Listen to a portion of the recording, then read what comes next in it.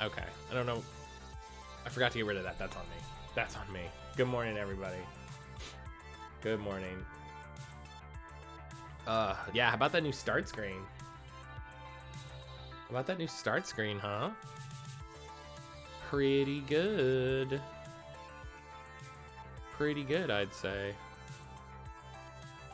Is that N? It is. It is.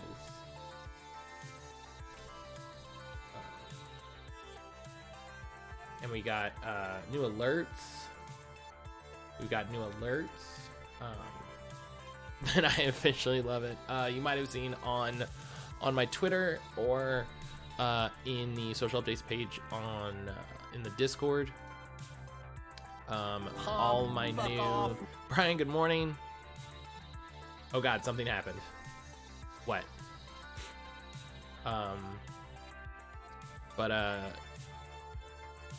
Oh no, you did. Oh, weird. It's not in the Discord. It's weird that it's not in the Discord. But I retweeted this morning. Yo, John, good morning. Two Flower, good morning. Welcome back. N was the greatest antagonist protagonist in Pokemon. Big agree. Big agree. But if you check out my Twitter, about an hour ago, I've retweeted all of Riley's new commission stuff for the channel, so I'm really looking forward to that. I've got the alerts in place, so the alerts are good. That guy's face isn't here, but this is close. That's pretty good.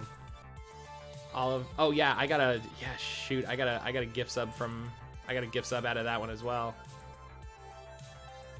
Let me look at all my new Jambo emotes. So many. Oh, hey, look at that. Look at that. Look at that beautiful. Look at that one. Oh, John, did you get one too? Everybody in the raid got a Jambo gift sub. Oh my God, that's so funny. But yeah, so we got the new alerts. I need to do new sounds. I need to sit down and cut new sounds. My plan is to get cries from all of N's Pokemon and use those for the different alerts. But so I just need to do that. You're saving up. No, that's fair, John. Hey, listen, you're saving up. Don't spend any money don't spend any money you don't have.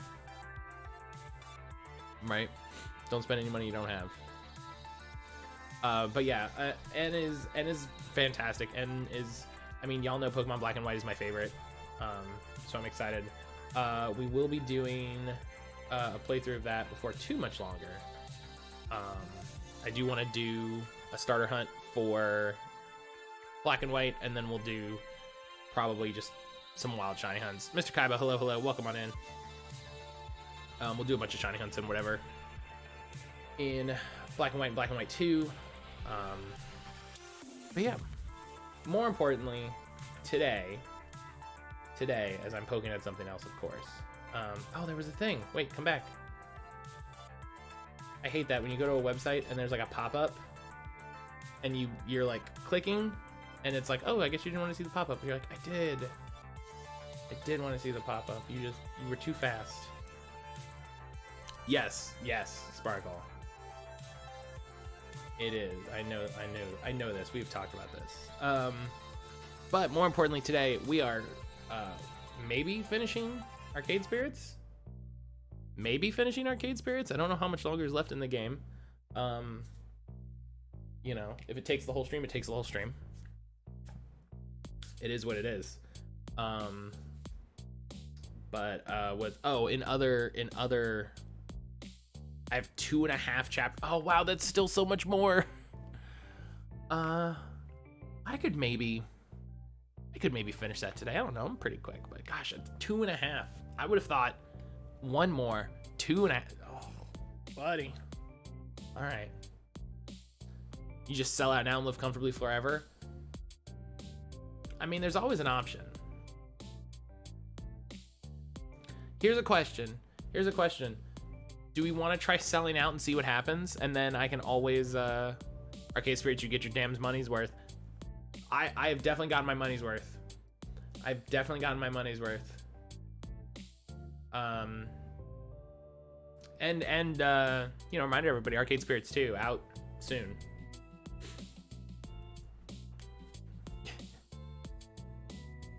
No, live your truth.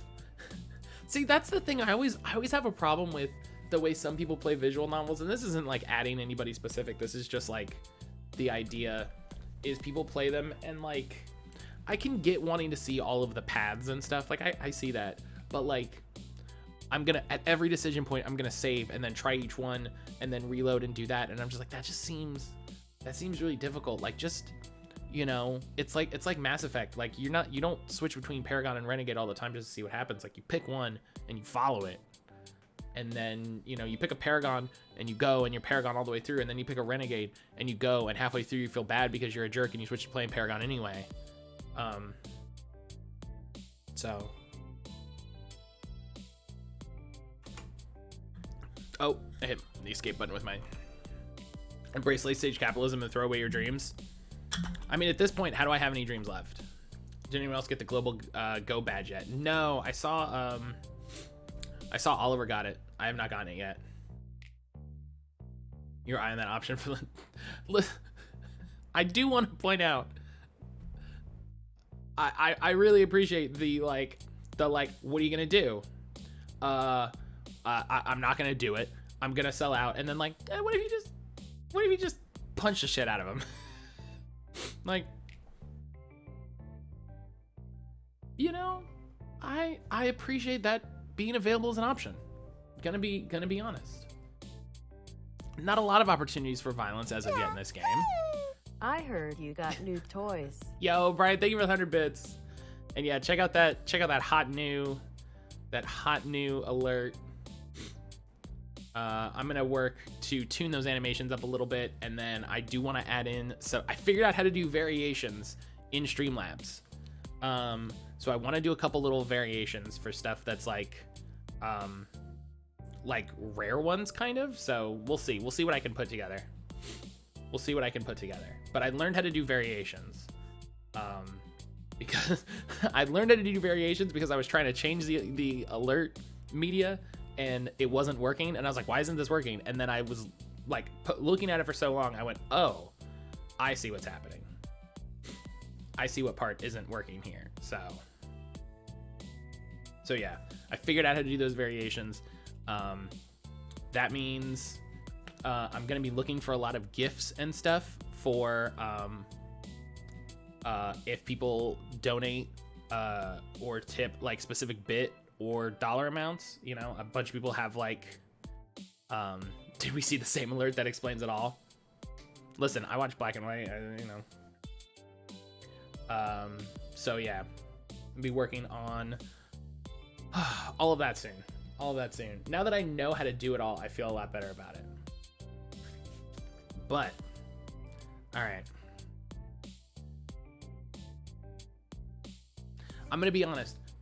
Throwing a punch is like 0% interest, right? Throwing a punch is 0% interest. I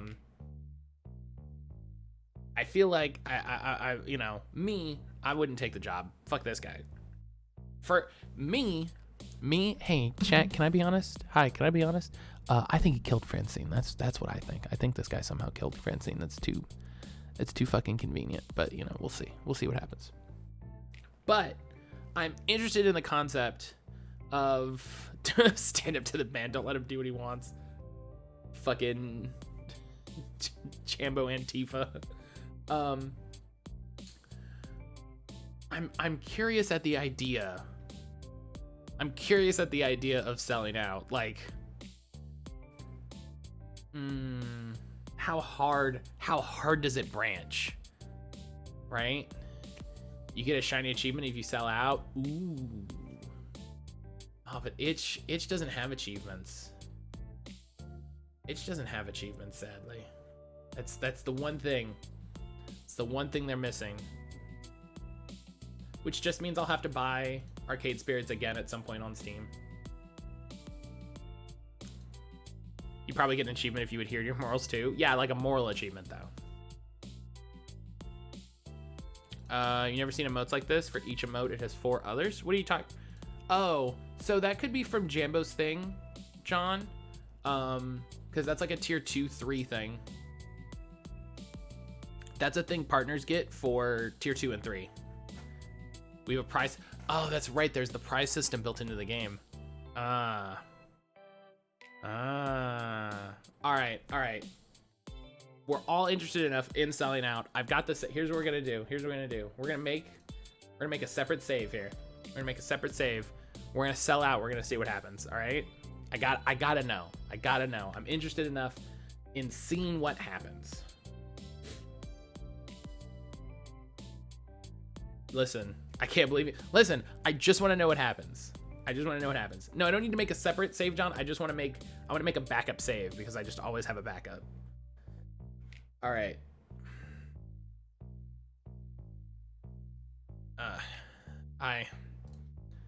Wait, am I seriously considering this?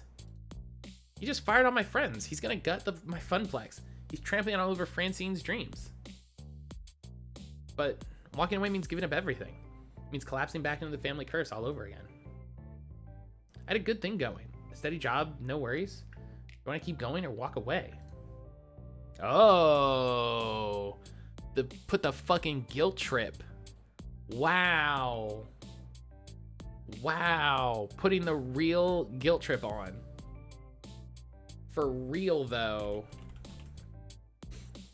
Yeah, like if in case you didn't feel like it was already, like you were already betraying your friends, what if we restated doing this is actively screwing over your friends, and we made you pick again? Oh, this hurts.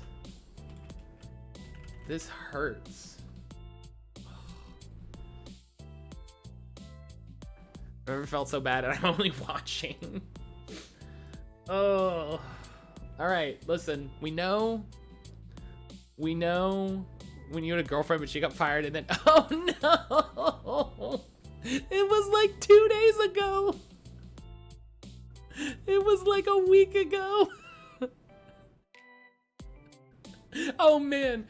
Oh dude, that would be so shitty. Oh my god. No, Brian. When it was like a week ago, when it was like yes, Naomi, this is my dream.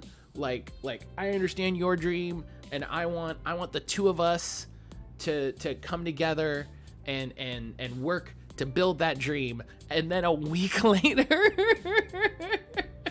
literally a week later, dude, she's gonna make a Reddit post about this. Oh, I don't know if I can make myself do it. Like, oh my god. Oh man, I can't do it. Am I the asshole for staying with my boyfriend after he destroyed our arcade dreams? It'd be our relationship for sure. It'd be like, my boyfriend said he wanted to make my dream a reality, and then he's kept his job. You'll be drowned in hot arcade babes once you're a millionaire.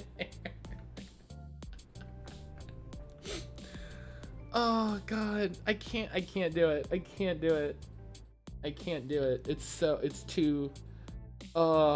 It's too mean. I know. I was like, let's do it and see what happens. It'll be really interesting. And now I'm just like, I feel like shit doing it. I can't. All you've done is complain about the relationship. What if I didn't have to worry about relationship bars? What if I was just rich and my bar was always high?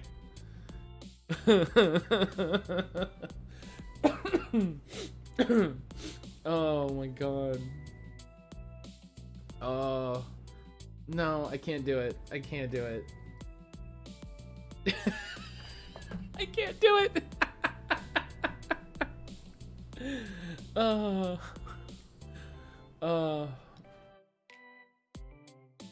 I thought I could, but no.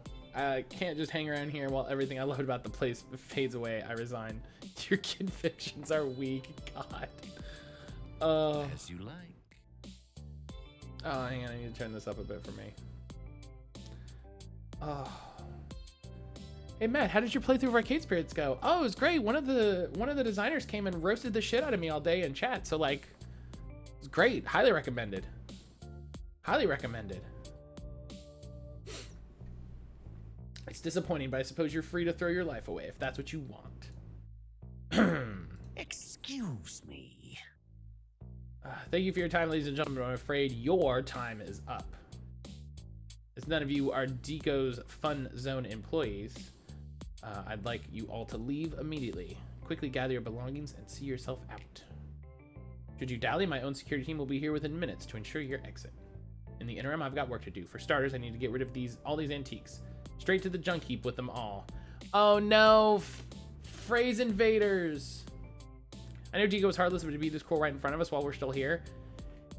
Yeah, he's an asshole. I don't understand why you're surprised. Hold it.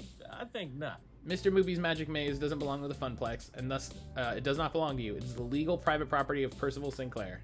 For that matter, Phrase Invaders belongs to Matt Cater. It was given to him directly by Hamza, not to the Funplex. As you like. As you like. I couldn't care less about those grimy old things, but you have, let's say, 20 minutes to get them off my premises, or I'll leave them out on the curb for garbage pickup.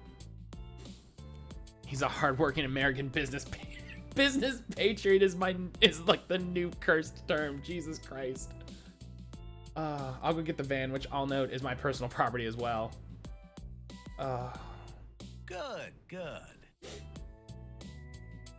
Now, if you need me, I'll be in my new office celebrating my recent business venture.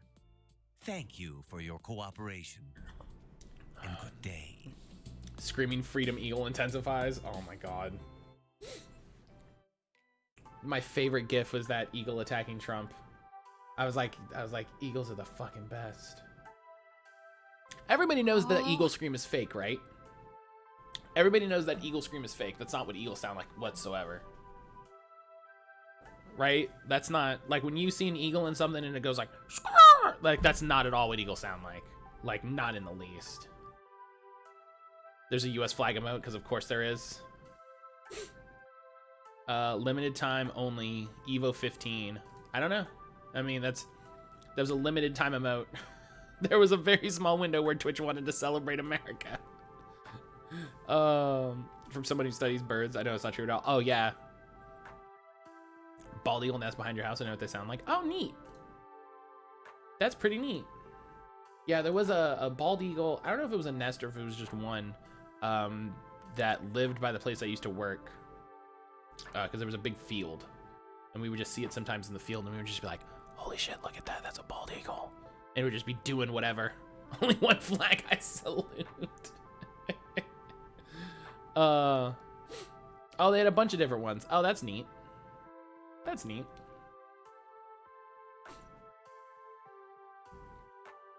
Naomi, focus. We've got work to do.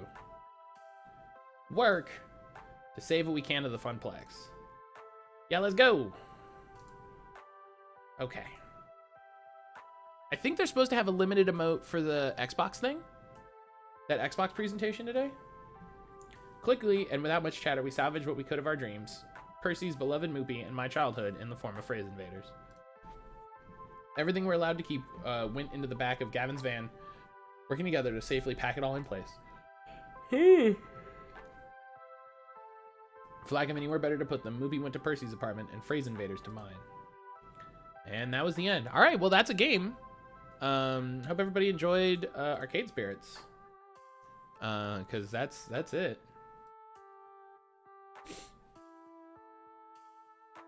I see a wub sub in the background. The funeral came a few days later. We weren't officially invited. Our presence as her former co-workers wasn't exactly embraced by Francine's extended family. Her extended family's a jerk. You had a chance to save your pizza bagels, but embraced unemployment. God.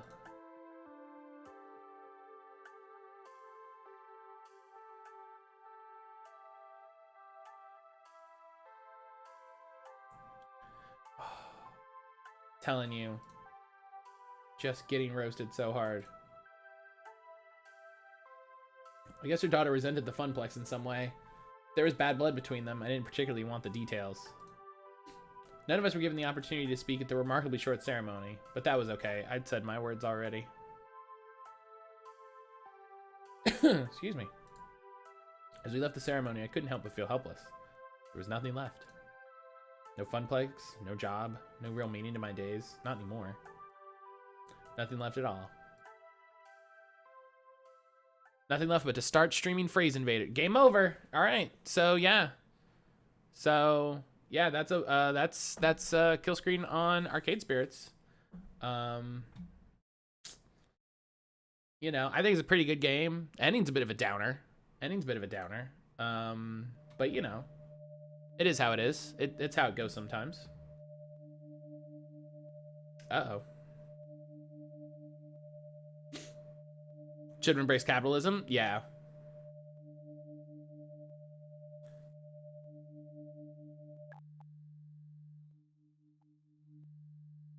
Oh, I forgot this was the thing at the beginning.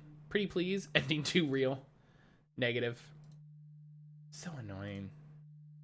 Access protocol, that feels like that's a thing. Oh. Hello. Oh, it's my old streaming setup. It's my old streaming background. Iris, are you in Streamlabs?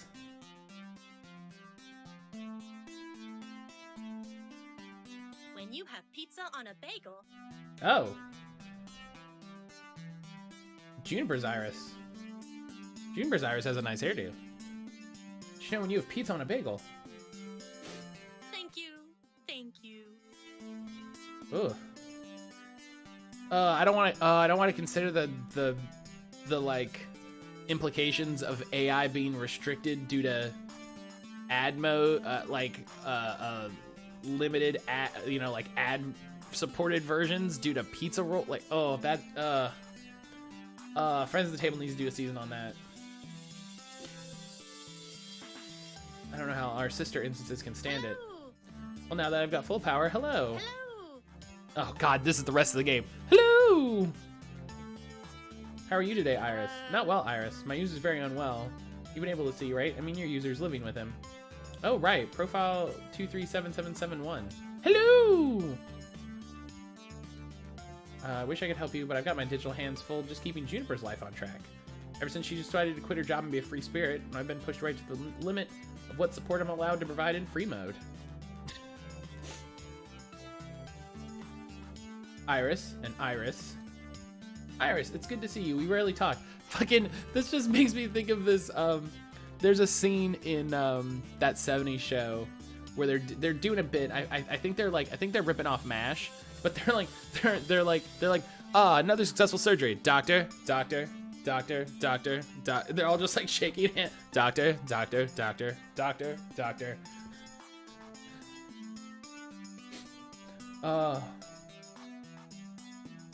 Well, yes, unlike others of myself, I managed to keep a low profile and don't execute any high visibility public hacks to support my user. You know, called out.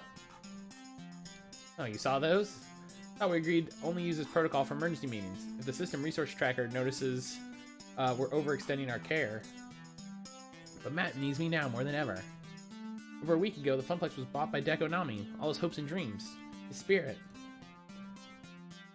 Spirit is irrelevant. Our main goal should be survival. If our programmers find out that we're aware of our own awareness. Oh god, they're aware of being aware. But the programmers aren't aware, so they're not aware of the awareness. They don't have awareness. Just play the Iris hello voice lines. There's a way we could do it, but Brian couldn't set it up. To trigger a sound, you'd have to run it through the chat bot, not the cloud bot. But I mean, hey, listen, if someone finds me a voice clip of Iris saying hello, we can do that.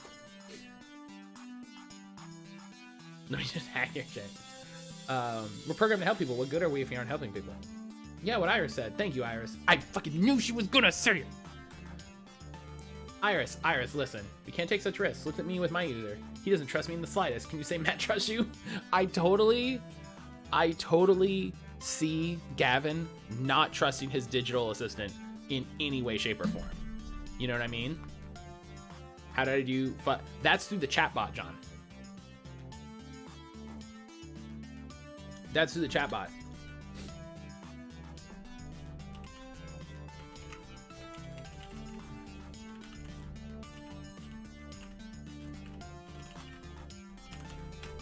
Oh, that's a slash.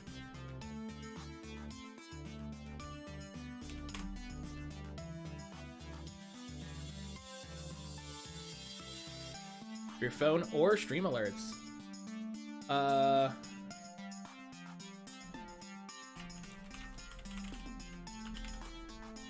Look at that. That's what happens. That's what happens. Wait, does the next game have a subtitle? The New Challengers. God, that's a good name. I will say I had to go to the Wayback Machine for that, but it worked out okay. Okay, hang on. Hang on. We're doing this live. We're doing this live. This is too much of a meme. Excuse me. Okay, drop that where all the sound effects go.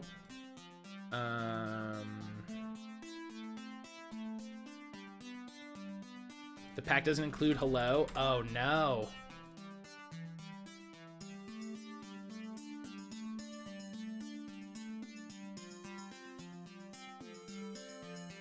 What do we got here? Hooray! That's pretty good. Thank you. Iris Online.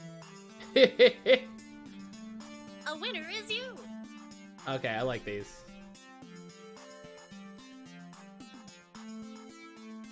I like these.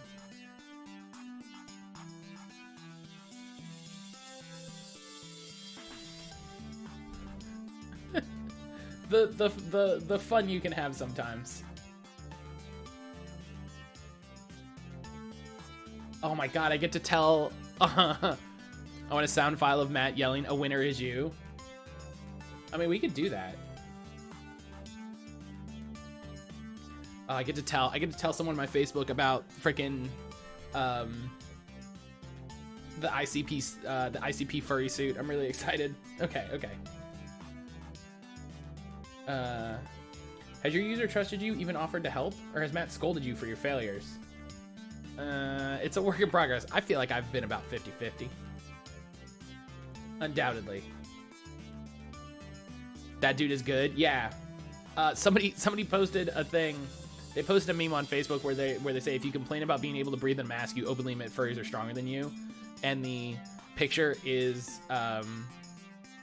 it Killer J or something like that? It's that guy from ICP's fursuit. And I was like, I love the story behind this fursuit. And he's like, do tell. And I'm like, oh man, you're not ready. You're not ready for this. Violent J, that's it. Violent J. As for profile 108, Gavin. His name is Gavin Cooper. As for Mr. Cooper, hanging with Mr. Cooper. I don't remember the theme song for that show. He knows my origins, and at the first sign of sentience, well, I'm no doubt Gavin will report me as a bug. Yep, Gavin totally would not have a smart speaker, would not have... He probably only has the digital assistant because it's built into his phone. Gavin also wishes to support the dreams of others, and that is why I'm going to help you despite the recklessness you've shown to date. Really? Really? Hooray! What are the exact parameters of the issue you're currently facing? Okay, so Matt has kind of backslided into depression. Yeah. Yeah, it's really a mess. I'm the one who brought him to Iris's attention as someone who desperately needed their spirits restored, and now it's back to square one. I don't know what to do. Matt hasn't contacted me in a week. Not for anything at all. Hasn't even called Naomi. Not even just to talk. Listen, don't... That's why you get encrypted communication. You're caught in a loop of anxiety. Put your identity identifier system in use, Iris. Work the problem. If you had to summarize your user's problematic condition into one identity trait, what would it be? It's gay as shit. I'd say he's feeling very apathetic. Probably. I mean, that's the wrong... Being sensible failed him, and now Matt's lost all interest in what feels like an uncaring, irrational universe. It's fucking... Do you ever get the feeling someone made a game to at you real hard? Like, Like, you've ever been attacked by an entire game? Yes. Like, this game was made specifically to attack me as an individual. The apathy is a defensive response, turning away from the world that let him down. That sounds about right. It's so sad. And you have to be the one to solve this? Doesn't your user have a romantic connection for emotional support? Yeah, but dog, it's been like 4 days. You mean Naomi? Yeah, but Matt isn't responding to texts or phone calls or anything. I think there might be a growing rift. Can you use directly in the credit? Yeah, they flip me over, hit me in my red flashing spot for massive damage. This is just awful. We have to help. We are Iris. It's in our nature to help. Oh, she's starting to say we. That's never a good sign. Very well, you need a way to help without raising any alarm bells about exactly how helpful an Iris really can be. Safely but effectively. Matt's status giant enemy crab. I know. I don't know what to do. I don't know, hack Deco's email server, and that is the exact opposite of what you should be doing. Baldi's Basis was made specifically to show me how bad I was at quick math. Curses, you rumbled my nefarious plan to at you. I knew it. I knew it. Besides, I've checked. We can't crack Deco's network without triggering too many intrusion detection routines. You poked Deco's network? Ooh, Iris is being a bad girl. Our users share a social connection. It was merely scouting potential ways to elevate Mr. Cooper's mood, as they seem to be related. Sure you were. Anyway, you're both way overthinking this. Just blow it up. It turns out I've just calculated a cunning plan that will satisfy both your requirements. Go me! Really? You can help Matt? Without drawing attention? Absolutely. Take a tip from my user. When you're sad, the best thing in the world is your friends. Well, unless you're totally introverted. But that's not Matt, is it? That's actually the reason why what we need to do doesn't require any hacking or hiding or anything above and beyond what an Iris does best. Ordering pizza bagels. We're gonna have a pizza bagel party. If we have a giant pizza bagel block party, everyone will come together. They'll talk about their problems. Everyone will be friends. Francine will be alive again. It'll be great. It'll be the best possible timeline. All we need is a pizza bagel party. All we need is a few calls to the right people, the pizza bagel people, and a few arrangements, the people to host a party. Pizza bagel party. It's right there. 3 simple words solve everybody's problem. Here's what we're gonna do. When pizza's on a bagel, you can bring people back from the dead. I smell pizza bagels, you solved everything. The problem was I hadn't had pizza bagels in 20 years.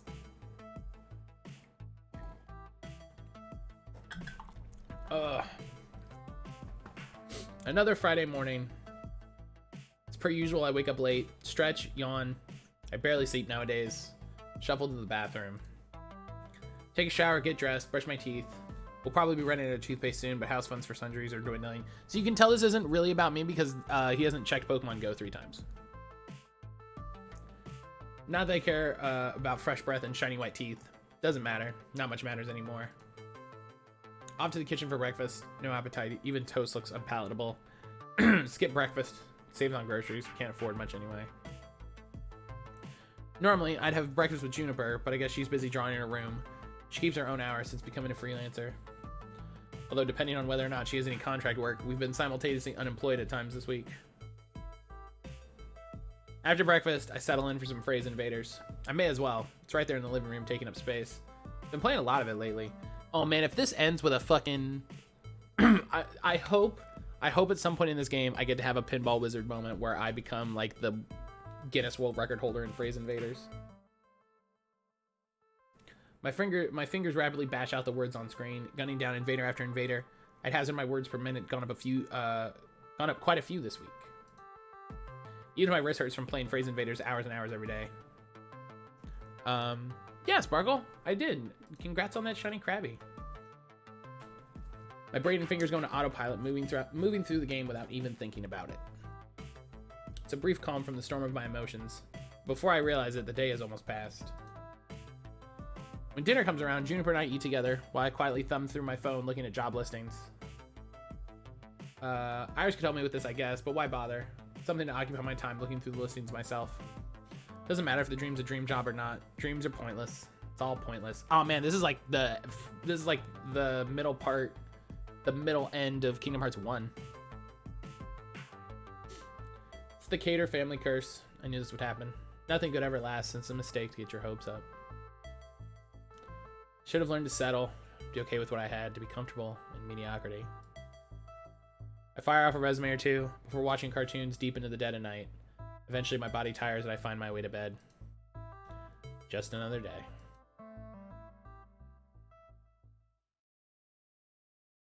See, again, just attacking me. Just attacking me specifically. Another Saturday morning. As per usual, I wake up late, stretch, yawn, barely sleep nowadays, shuffle to the bathroom, take a shower, get dressed, brush my teeth. We'll probably be running out of toothpaste soon, but house funds for sundries are dwindling. I can't take it anymore. And that's one toothbrush bit clean in half. Oh geez, hang on. With a little help, I avoid choking to death. Sorry about that. It's okay, whatever. No, not whatever. It's what something. It's something ever. Matt, you're in a rut. Like, seriously, deeply, madly, mega in a rut. And it's driving me batty having you mope around the place like this. Whatever. I've been patient with you, but seriously, it's been a week. You've got to pull it together. This isn't healthy. I feel like a week.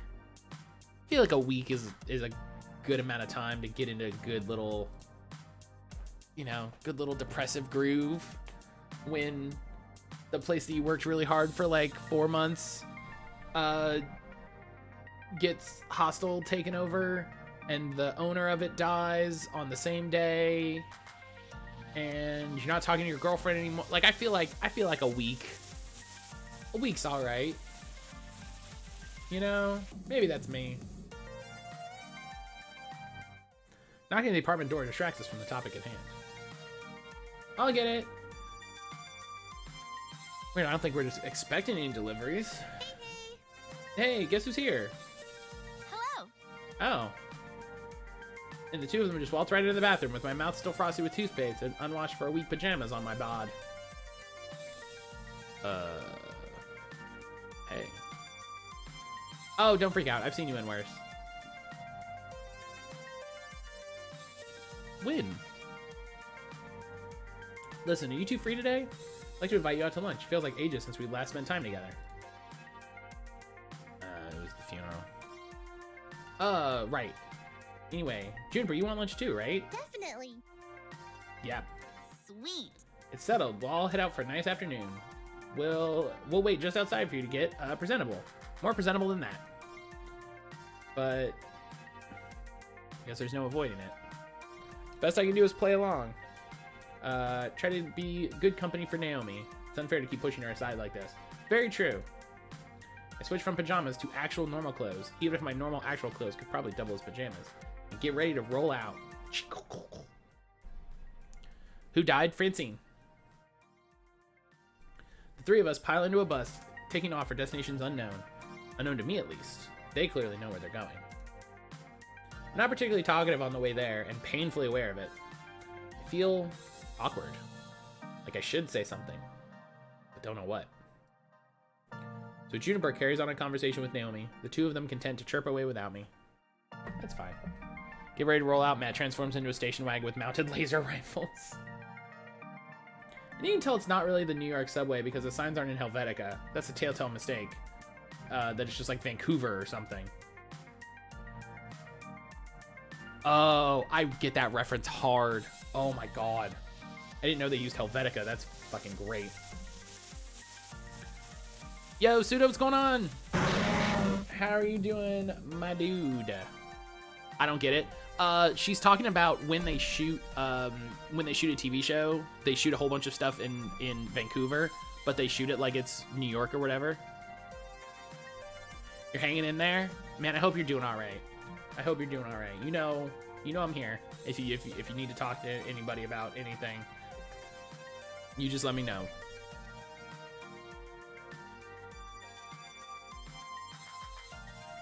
It's Murderous Red Blob Day. You have it pre-installed. What are we talking about? What are we wait, why am I? Oh, Carrion. Oh, Carrion comes out today? Ah. Okay. Maybe I'll play that later. Maybe I will play that later. Because that's on Game Pass later. It's on Game Pass, so. I don't know if I'll like it, but there'll be pieces when you are done. How did Devolver not think of that? How did Devolver not think of that? That'd be great. I should feel happy to be going out. That's the rational reaction. Instead, I just feel nothing. Carrion's on PC Game Pass? Yeah. Should be. I just want them to put blob in like a bunch of I just want them to replace a bunch of words in it with blob. Yeah, Carrion, PC Game Pass, I got it right here. I'll play it a bit. You know, I'll try it. It's interesting enough. It's an interesting enough idea. Really gotta use PC Game. I love Game Pass for PC. That is honestly, I think them including PC in Game Pass is one of the best decisions they made. Like, just straight up, you know, they could have very easily just ignored it and gone on and not even considered that audience. But, you know, just that small change, like, it I don't know. I don't want to like ascribe a bunch of feelings to it, but like, you know, I appreciate it because, you know, it means I got a lot of cool games that I can play. I love games where you get to be the bad guy / monster because you're a total sicko. You know, I've said that about you. I feel like it's one of the main reasons why people go for Xbox. I think I think Xbox as a whole, Microsoft has made a lot of decisions that feel, and I don't want to, and when I say this, I don't mean that Sony has made decisions that are anti-consumer, but I feel like Microsoft at times has made a lot of decisions that are very pro-consumer. One of the things I really liked about the original Xbox One, even though I never had one, was that it was designed to exist between your cable box and your TV. So it was kind of always there, which is a really smart way to design a game console. Like, you know, you don't have to switch away from the thing that you're always using your TV for. And if I remember correctly, it had a bunch of like TV interactive features. Like, I feel like they were trying very hard to always be there. And I think that's a really, in a business marketing way, that's a really smart idea. So.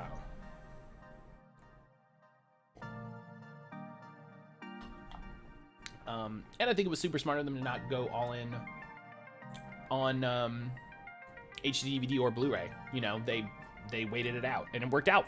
You know, it worked out for them. Sony's very inclusive. Like, hey, you have to have a PlayStation in order to play this game. It's the same way with Nintendo. I mean, I think Xbox, you know, Microsoft does the same thing where they try to have exclusives and stuff. But, you know, like, no one company is really better at it than the other. You could scream at your Xbox across the house, turn on and play something, and it worked. Yeah, having voice controls for that is really neat.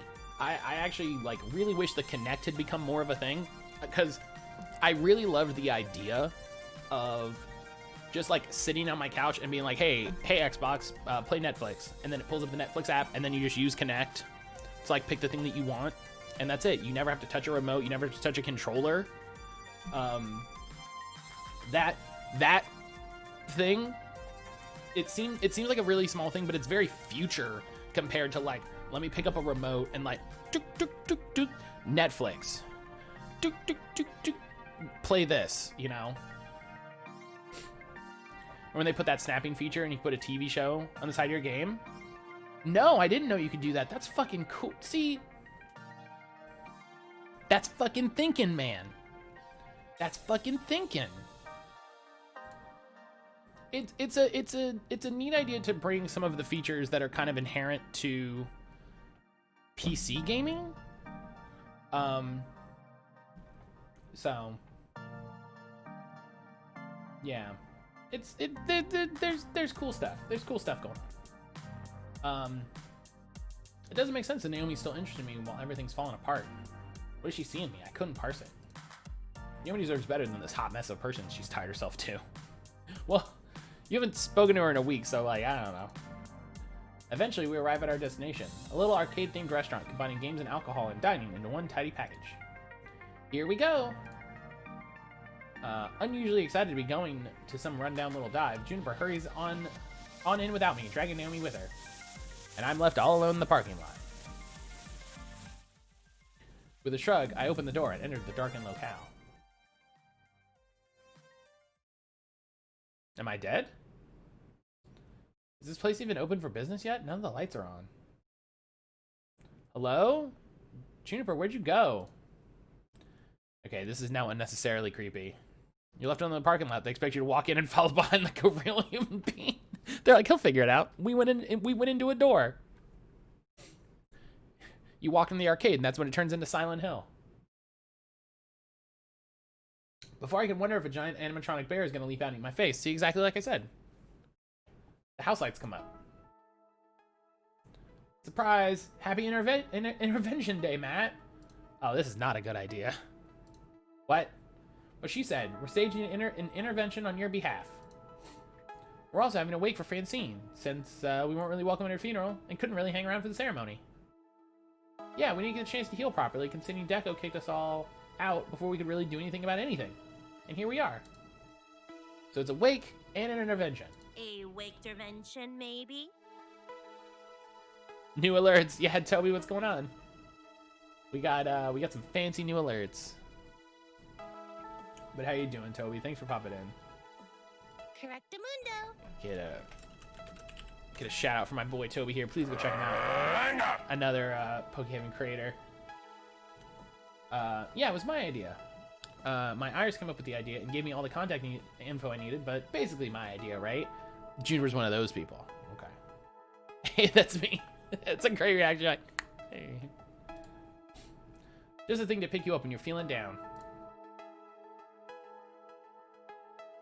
Oh, everybody's here. Hey. Really, seriously, kid. You've been a damn sad sack ever since things went to shit. Which I get, believe me.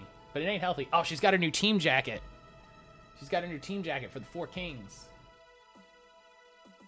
So we went ahead and rented this place out for the afternoon to bring the family back together. For you, for Francine, for all of us. Now that you know why we're all gathered here today, let's get this party started. Teo drags me into the group of my friends, positioning me at the head of it all. Leaving me a little bewildered, honestly, but trying to defend myself all the same. I don't need an intervention. I'm fine. Everything is fine. It's no big deal. I'm okay with this. No lying, Matt. This is the truth zone. Juniper's magic lie detection radar will know if you're cheating. I know you're feeling like everything right is wrong, and that's just how it's gonna be. But you're wrong. I mean, wrong about everything being wrong, you know. EFFs for life. So... New emotes. Pog champ, pog champ, pog champ. Yo, Brian, thank you for the 420. See, that's something I want to put in a custom variation for. The weed number. Yo, Ken, what's going on? That's something I need to come up with a variation for.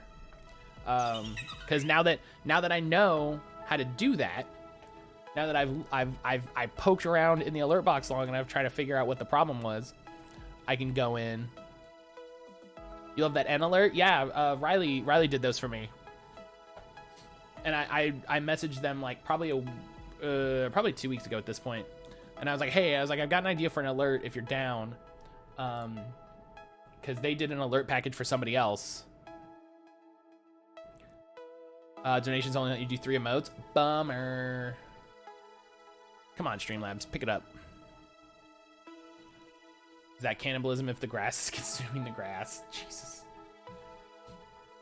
By the end, you'll be feeling a lot better, hopefully. I let out a sigh, settling in.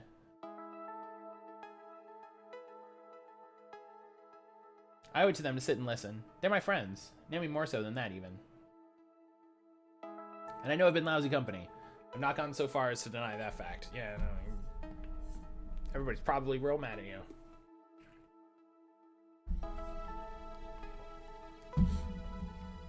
Yeah, but Brian, thank you for the 420. Thank you very, very much. Fine. Lay it on me. I'm listening. Allow me to begin then. Oh, and on that note, if anybody sees any Pokemon GIFs or memes or anything that they would like to see as alerts, please shoot them to me in Discord, because I am working on collecting as many of them as possible. So hit me with them on Discord. Just send them me direct in Discord. Drop them in the Pokemon channel. When you first entered the Funplex, I had my doubts, but I'm a naturally suspicious person. Yeah. And thankfully, send Matt all. Thankfully, those doubts were easily disproved by your skill and enthusiasm. I just can't get fucking a high Pikachu out of my head now. You came looking for your dream and found it. I swore to protect that dream, and that promise is what brought me here today.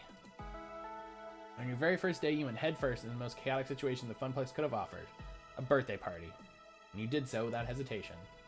When a disruptive parent was screaming at a child over something that wasn't his fault, you stepped right in and dealt with it. Again, no hesitation. Impressive. Hesitated a little bit. Even the issue of stolen tickets, a touchy problem to deal with when children's emotions are on the line, was dealt with effectively. Since then, you become event manager, without goading, without prompting, showing great ambition. You turned the Funplex's fortunes around, giving your all to promote it. You made your dream a reality. For years, I was supposedly in charge of the Funplex, but really, all I accomplished was shuffling numbers around. You're the one that helped it soar. And for that, you have my thanks. You're an exceptional individual. That fact remains true, regardless of whether you can see it for yourself. Oh, me next. When I came to you wondering if I should leave that job I hated, you told me to follow my dreams. You gave me great advice, and I've never been happier. I followed suit and chased my own dream. You inspire me. Hello. Oh, these guys are back. Hey! John will be happy. We had one scene with these guys, and since then, John has been like, when are those dudes coming back? Are we fashionably late? Ben? Matt? I met you guys like twice. In the flesh. Oh, what if? Unless this world is a vast simulacrum. What, that we're all just brains in jars? Could be. Well, isn't that something? Well, if that's the case, Matt is the cutest little brain in a jar we've ever actually met. So that's confusing. Does he mean Matt as partner? Does he mean Matt me? We'll never know. It's true, and he brought so many cute dates to our little shop. That was one time, and it was Ashley. You take Naomi to lunch in level 4, you don't see Ben and Matt again. You should eat in her workroom instead of the... Ah. Trixie. That makes sense. So nervous at first, but in time, it became part of the Twin Pines Mall family. Dearly missed. I gotta remember, there's a lot of time that passes in those chapter breaks. There's a lot of time between those chapter breaks, so I'm like, it's like the next day. No, Matt, it like explicitly says it's been like 2 weeks. So, don't remind me. Our new neighbors are so boring. They never come in for a treat or a read. Ben and Matt, he brought so many dates to our little shop. Naomi, you told me you were joking when you said you went on 10 dates a week. Busy guy. Speaking of treats, we brought cake. We'll just be over here getting the goodies ready. Don't mind us. Ooh, cake. I mean, my turn. Matt, you are a true friend of the Funplex. So frustrating. Unlike the bastards who own it now. Yeah, that's fair. Have you gone? Is that why? How do y'all know? Positivity, Naomi. We're emphasizing positivity today. Right. Wonderful. Remember back at Donnawood when we found those kittens? Oh, you mean right before I got trapped in that sentient arcade machine? You helped me save them. You're not just a friend of arcade games, but of all living things. Not that arcade games are alive, of course. What did I just say? I chose not to mention Polybius. Yeah, don't talk about that. You'll get disappeared. Grass fencing nicely for her blanket, which really helped out. I know you're not happy with how things turned out, and I'm not happy about it either. It sucks. We did good things together in the time we had. Hamza has arrived. Hell yeah, Hamza. You're late. An event does not truly begin until Hamza makes his presence felt. My blood burns. Mad, Hamza understands your fury. The hated enemy of all who love arcades has despoiled your Funplex. However, in our short time together, I saw a burning spirit in you. I accepted your offer for Phrase Invaders, recognizing that passion within you. Ha ha! Hamza would be shamed forever if he did not intervene and raise your spirits to new heights. And that is what he shall do. He shall buy the Funplex back. Oh, cake. Excuse me for a moment. Now I want cake. When do I get cake? A good question. Good question. Soon, but I have things to say first. Things will hopefully inspire you to be a happy clam instead of a grumpy Gus. I don't know. We'll see. You bring the maid costume? That might help. I'm a happy clam. See? See how I clam happily? It's a lot of the... Can I have cake? For our first day at the Funplex together, you've been supportive of me, even after I gave you quite the scare with Pinky. You didn't let that bother you, and from that moment, we've tackled many a crisis on the Funplex floor together. Amazing! I've adored when we concoct hypothetical adventures on our downtime. You're amazingly fun to be around. Remember when I stuffed you in that totally adorable maid costume? Everyone else is like, what happened? You could have fought it, but you embraced it. You were ready for anything and had a blast doing it. You worked so hard to make Funplex forever successful. I watched you put your blood, sweat, and tears into that, and in the end, it all came together just how you planned. As the floor attendant on duty during Funplex Forever, I got to see firsthand all the smiles you brought to those people. You rocked it. I saw you helping that customer when their game crashed. Losing your high score due to faulty electronics is no fun, but you dealt with it and made that person's day. Even problem players like Steve were no problem for you. You took on the weirdest and most annoying problems without breaking a sweat. Incredible. I'm glad to know that everyone dislikes Steve. That's hilarious. You made the Funplex a fun place to be for everyone, for the staff, and for casual and pro gamers, for the families. For me, I'm sorry, excuse me. For the casual and pro gamers. For the families, for me. Oh, speaking of which, man, I gotta get that. Brian, I saw that message you sent me right before I went live. I gotta get that. I gotta get that Picari Sweat branding. I gotta get that Picari Sweat sponsorship. Be a real pro gamer. I can honestly say that when you took over doing events at the Funplex, we've never had more fun. They've just been the best, all thanks to you. Oh, I forgot we still have cake. Need some of that. Just when I thought the speaking was done, a lull in the Wictervention. The most important person to me takes a step forward. Is it Percy? My heart swells as she begins. Oh, it'd be funny if it was... I thought it was weird that Naomi was just like, that time we were at the Funplex, that was rad, and that was it. It's like, is that it? Like, the most important person to me steps forward, and Ashley's put on the Pinky costume, like, man, I'm so happy the time we spent at the Funplex. Like, oh my god, Pinky, this means so much. And above all, I love you, Matt. Until recently, my life's been all about loving games. But games can't love you back. It's a very lonely life to devote yourself to a thing entirely. Through you, my world's opening up. I'm talking to people, trying to connect with them instead of hiding in my little workshop. I'm feeling more and more alive. Man, that's a bummer that I've been ignoring you like the last week. That really sucks.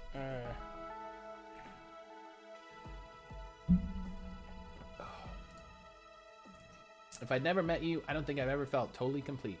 And I'd like to think I help you feel that way too. Help me feel complete some cake. You wanna slide some cake this way? That'd be cool. I'm speechless. Seems Matt has some thinking to do. I love the emotion. Just all of this, I'm just like...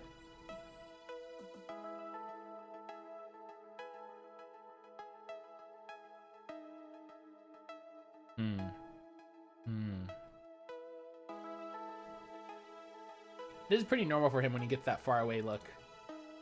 Shall we begin the wake for Francine then? There's cake and coffee and spirits from the bar. Cake! As if in slow motion, I watched them all switch their attention from me and redirect it towards the refreshments. They're all smiling, conversing, and serving cake to each other. Then for me, thank you, watching the blood sugar. Fuck me, this cake is amazeballs. I love Queen Bee. Queen Bee needs her own spin-off game. All we need now are some rockin' tunes to get this party on the next level. All of them, here to support me, even without the Funplex. Even after everything going wrong. After Francine being taken from us too soon. I never really thought of myself as central in all of this. I was the outsider at first, the one who walked in those doors looking for a job, nothing more. Always been on the outside, honestly. Moving from town to town, always the new kid, never really important to anyone. Not until I'd settled in one place just long enough to get to know Juniper. But by then, I'd come to expect that I'd never be happy. So when I finally was happy, and that got taken away, well, I guess I'd assume that's how things go. Going with the flow. But now...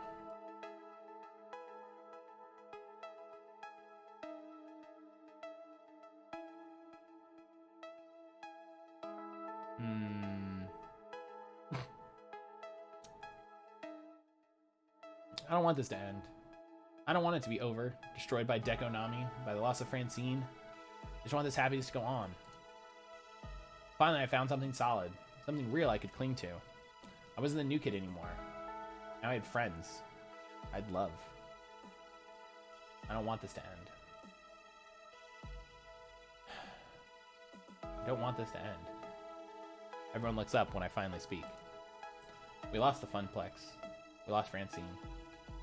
It hurts.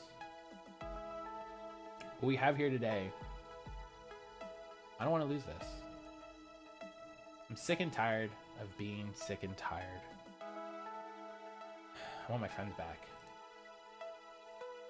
Who's with me? Smiles all around. And you know what? Feels good to be back. For the next hour or so, my sadness fades away, piece by piece.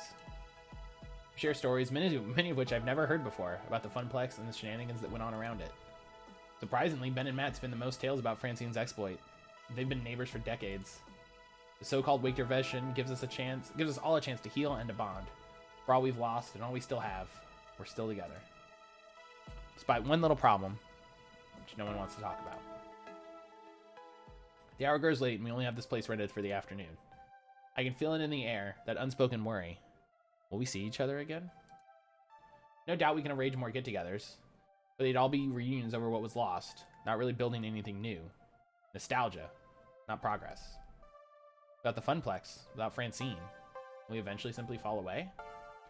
Something on topic, you said you wanted Pokemon memes? Yeah, let me look here.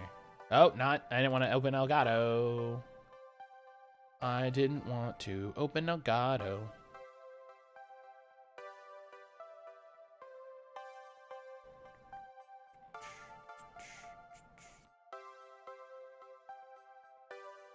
Boop.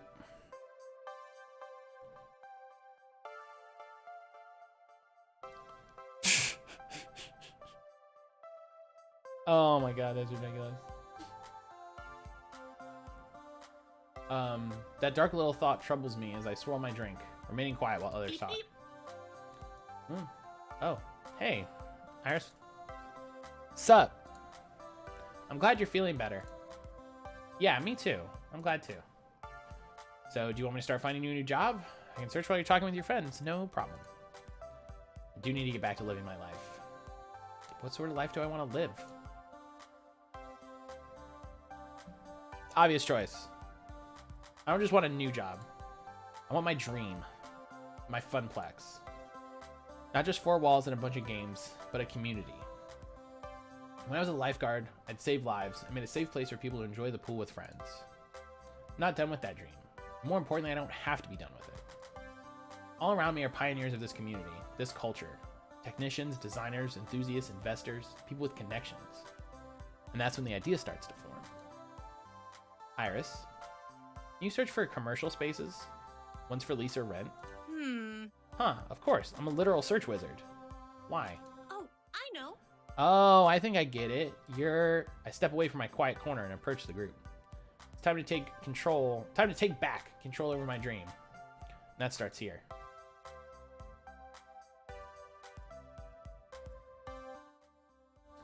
No, I'm not ready for this to end. 2 hours later, I pick my conversation back up. The crowd hushes when I grab their attention. I set my drink aside and step up to them.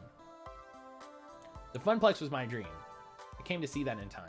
A wonderful place where friends could have fun together, away from their troubles and cares. I want to keep sharing that dream with you. There's only one way. make that a reality. We open our own arcade. Everyone in this room loves the Funplex and misses it dearly. We'll always miss Francine. But in honor of what we've lost, we need to keep fighting. I'm ready. Are you? Who will help me start a new dream? I'd be honored to join your dream, Matt. Woohoo! The Funplex saved me in a lot of ways. I won't let it go so easily. I'd love to join you. As would I. As would I. Faced with the prospect of spending my remaining days at home with some other arcade, I'm absolutely in favor, love. I may be a mere customer, but my heart called the Funplex home. It'll call your new arcade home as well. Got my thanks, both of you. Okay, this is no longer a wig intervention, people. Now, it's a conspiracy. Yeah. Break out the pegboards. A Victor conspiracy. Bless the person that recorded both of those. It's a Waker conspiracy. Sure, why not? Fucking, let's go. We settle down around a table, a nice round one, to discuss the future. I'm leading the show, but I don't take the spotlight. Not this time. We have to all work together to make this dream a reality. This is it. The next few decisions are going to be critical in shaping the future I have in my mind's eye. I'll need to choose very, very carefully because there's no take backsies. Oh, we're at the BioWare final mission spot. This is where the game tells you, like, you better do all your side quests. Ours is looking for spaces we can use. We're gonna need money, obviously. And arcades are risky startups. I'm telling you, this is the part in the game where it changes to a really deep business sim. Like, I've been waiting for this to start. And I thought it was gonna start earlier, but clearly this is when it starts.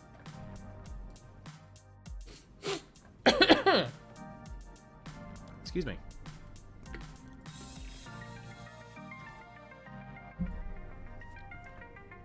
I could always respond to one of the many Nigerian princes emailing me amazing offers, but I'm thinking more traditional funding is safer. The way I see it, there's 4 people here who could fit the bill to get us off the ground. Hamza, you've got a tangled web of connections in the industry, access to games, and plenty of cash, and a freewheeling whimsy to spend it. Hamza must consider this. Hamza's a man of resources indeed. Percy, you've been building a charity war chest for when you pass. I know an arcade isn't a sound investment and is hardly a charity, but you promised me Mr. Moopy would always have a home. If I can help restore that home, I'm game, love. Ben and Matt, you two know how to run a small business. You've got invaluable knowledge and resources we could draw from if you're willing to dip a toe in this industry. We have been looking for new horizons to conquer, new lands to explore. There would be caveats, Terms, conditions, exemptions, rules, guidelines, best practices. worst practices. That's not a thing. Oh. There's such a thing as worst practices, it's just not a formal thing. Hamza would likewise have conditions. As would I. See, what you do is you do a bigger arcade space than you think you need, but you put a cafe in. You put a cafe in. One thing isn't enough to draw it. Both things. Both things, though. Understandable, of course. Let me hear your thoughts, then I'll decide. Decision number 1. Funding and direction. Big, bold lettering here. In order for me to back your play, Hamza will require you to strike at the very heart of Diko Nami's empire and open a family restaurant alongside your arcade. Take him from the very business he adores so much. We don't know the first thing about running a restaurant. Thankfully, your business partner does. I own several restaurants. I would provide staffing and resources. No risk, no reward. Now, this is a risky play, but if it succeeds, the rewards would be tremendous. Actually, that's similar to what Matt and I had in mind. Oh yes, but rather than a restaurant, we'd like to open a barcade. I've always wanted to run a bar. I'd raise a glass to that idea. After all, sometimes you want to go where everybody knows your name, and they're always glad you came. If you don't get a Cheers reference in, you know. Now, it wouldn't be nearly as large scale as a family restaurant, much safer, but not quite as profitable, but still quite tidy. Honestly, I'd prefer if you simply ran a video arcade and nothing more. Adding on extras seems like a recipe for failure. We know how to operate a simple, small-scale arcade. Why not stick with our strengths? Granted, it has a lower ceiling for success than the others. It's just an arcade and won't pull in anyone looking for more. Low risk, low reward. But I'd say that'd be my condition. We need to stick to the basics. So, take the big gamble on a family restaurant, make a cozy little barcade, or go with a classic video arcade. The decision is going to affect the entire direction of the new venture. What do I want? What's my dream? All right, we're gonna make a save here. Right, we're gonna keep that save. That's for me. All right. Well, I said I'm gonna do what I said. What you do? You open an arcade, you open a cafe, barcade. Like there's a reason these are the places that are popping up for exactly the reason Ben and Matt said. You have people, you can draw people in looking for both. I like the idea of freaking just taking a dagger and sticking it straight in Deco Nami's heart, but also my dream is not slay Deco Nami. My dream is to build a fun, much like my dream here in streaming. My dream is to build a safe, enjoyable place for people to enjoy games together. Ben and Matt, let's do it. It isn't like getting their drink on with Donkey Kong. No, I hate that. I take it back. Smashing. We'll take care of the bar side of things. You can do what you do best, wrangling games. Listen. We've got someone inherently strong on one side. We're strong on the other side. Put those hands together. It's always interesting seeing what people choose here and why. I mean, there's definitely like positive and negatives to both. You know, like I think the game lays it out like very clearly as well. You know, I can definitely see somebody going like, no, I just want to make an arcade. That's what I want. That's what we had. That's what I'm good at. That's what we'll do. Not sure Moopy's a fine fit for a barcade, but barcades do bring in this nostalgic adult players. Certainly some of them will rediscover Moopy and fall in love again. All right. The second thing we need to talk about is what sort of games we want to focus on. Weird, Japanese, imports. All of them. Only Japanese imports. Irritating Stick Arcade Edition. That's what we're getting. Wall to wall. The Funplex did a little bit of everything, and we will too. We want to include all gamers. We can also highlight one style of play or another. Really provide best-in-class gaming for a specific audience. Any thoughts? I immediately have a thought. And I'm going to provide it here before the game offers any input. Hell yeah, Irritating Stick. I feel like I'm like, that was on GDQ not that long ago, and I was so fucking excited. So I think especially for a barcade, we're going to focus on Fist of Discomfort. I want a really good Fist of Discomfort area. It is the big esports game. Getting a really good esports scene would help out a lot, especially for a barcade. You play that game on a trackball? Oh my god, that game on a trackball sounds like hell, but also exactly what that game is. Like, that sounds like the best way to play that game, but also infuriating. So, crushing it. Decision 2, game focus. Okay, this is what I'm saying. Fist of Discomfort, I'm gonna focus on esports. Let's see what the options are. Maybe we need to readjust. Sweet. Retro games. It's gotta be all about retro games. You know I'm capable of keeping these older games in tip-top shape. If we focus on retro games, we could serve an audience that Deco's completely ignoring. That's true. That's a good point. Naomi makes a good point. As would I would agree with Miss Fairchild. Retro games are an untapped market. While granted wouldn't pull in as much profit, we know gamers are seeking them. We don't have to make all the money, just enough to keep our pure and untainted dream afloat. And we can do that with a well-curated retro game library. Nope, no way. Retro's cool and all, but let's talk esports games. They'll draw money better than jamming a magnet up your ass and dragging you to Fort Knox. Mwah. Just, mwah. Beautiful. Oh, bellissimo. Beautiful. Get a couple good fighters, more than one FOD, some race and dance games, the kind of stuff where folks can compete head-to-head, and we're golden. I have to agree with Queen Bee. You can play retro games on emulators and consoles, but you can't duplicate the community experience of an arcade at home. If we need an esports focus, we could build something together which works as a second home for all sorts of gamers. Yeah, I don't know why I don't know why Automod is designed to be a big pain about that all of a sudden, Blitz. I think you know I'm going to suggest. Redemption and prize games. They provide excellent profits. Sorry, Gavin. It's the core of Deco's business model, yes, but I think if we focus on those games, we can do them right. No predatory pricing, no scams, or rip-offs. And the truth is most people enjoy them, from kids wanting to win that big prize to the wistful adults recapturing their childhood dreams of playing skee-ball on the boardwalk. Yes! Alley rollers. We talked about this, Ashley. They're simple to play and most of all fun. If they're done right, we can make meaningful memories for everyone. And prizes. Did I mention prizes? We can stock the shelves with the coolest prizes around, better than Deco's prizes, which fall apart 2 minutes after you get them. These are all good options.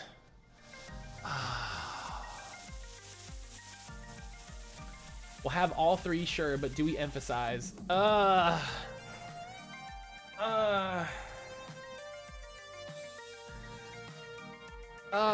even said I had a whole spiel.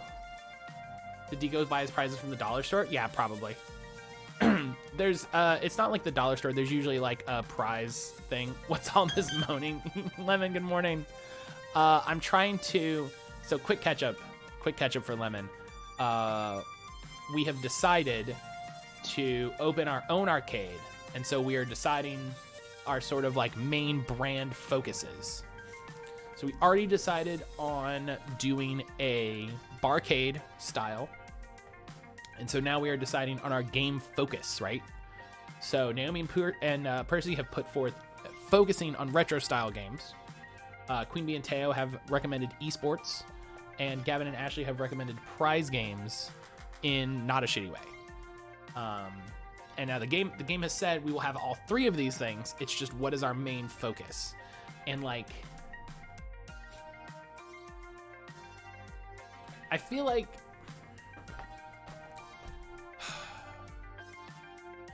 this, I would legitimately play How Can You Stand to Be in a Blanket Burrito? Because it's chilly in my house, Rebecca. That's how. That's how. Because it's not that cold or humid inside my house specifically, and I'm chilly. And also, this is a fairly light blanket, all things considered. But also, hello, good morning, I love you.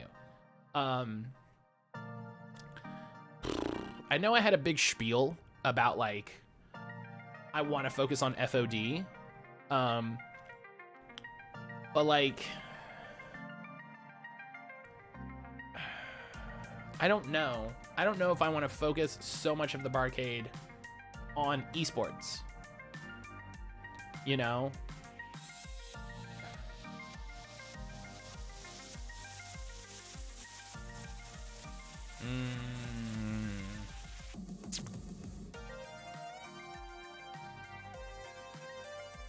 No, you know what? I'm going with my gut. The beautiful people told me what to do, and I think they're correct. Arcades are all about healthy communities. If we can build an esports scene around that arcade, we'll have regulars and healthy competition. I'm game for that. Hot damn. It is a plan. Good choice, kid. My body is ready for this next dance. Best meme. Best meme in the world. Shouts to Reggie Fils-Aimé. Okay, so that's money in games. Let's go beyond what we already had in Funplex. Let's make this really special. Decision number 3, new projects. I want a defining feature for arcade, one which will make it stand out, something no one else is doing, something no one's even thought of before. Anime theaters. There's actually a really good game store by us that was really good. It had a really good idea. It had a really good setup, and they ruined it with pricing. Oh my god, the pricing was so bad. Like, no one ever went there, as far as I could tell. It was so, and they're probably closed now. But it was such a good idea. I was so excited to see it open, because I was like, this is a great plan. I love all of the ideas that you have. This is great.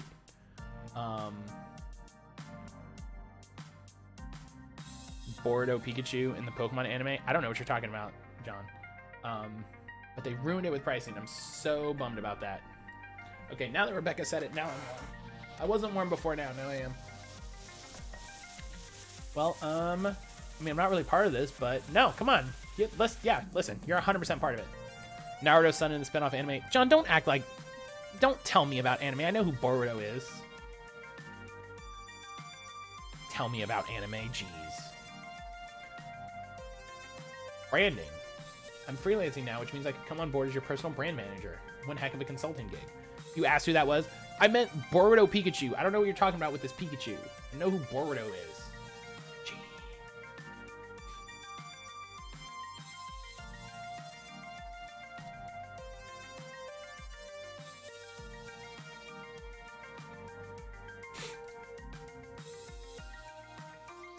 An arcade really needs stellar image management to stand out from the rest, like the event poster I made.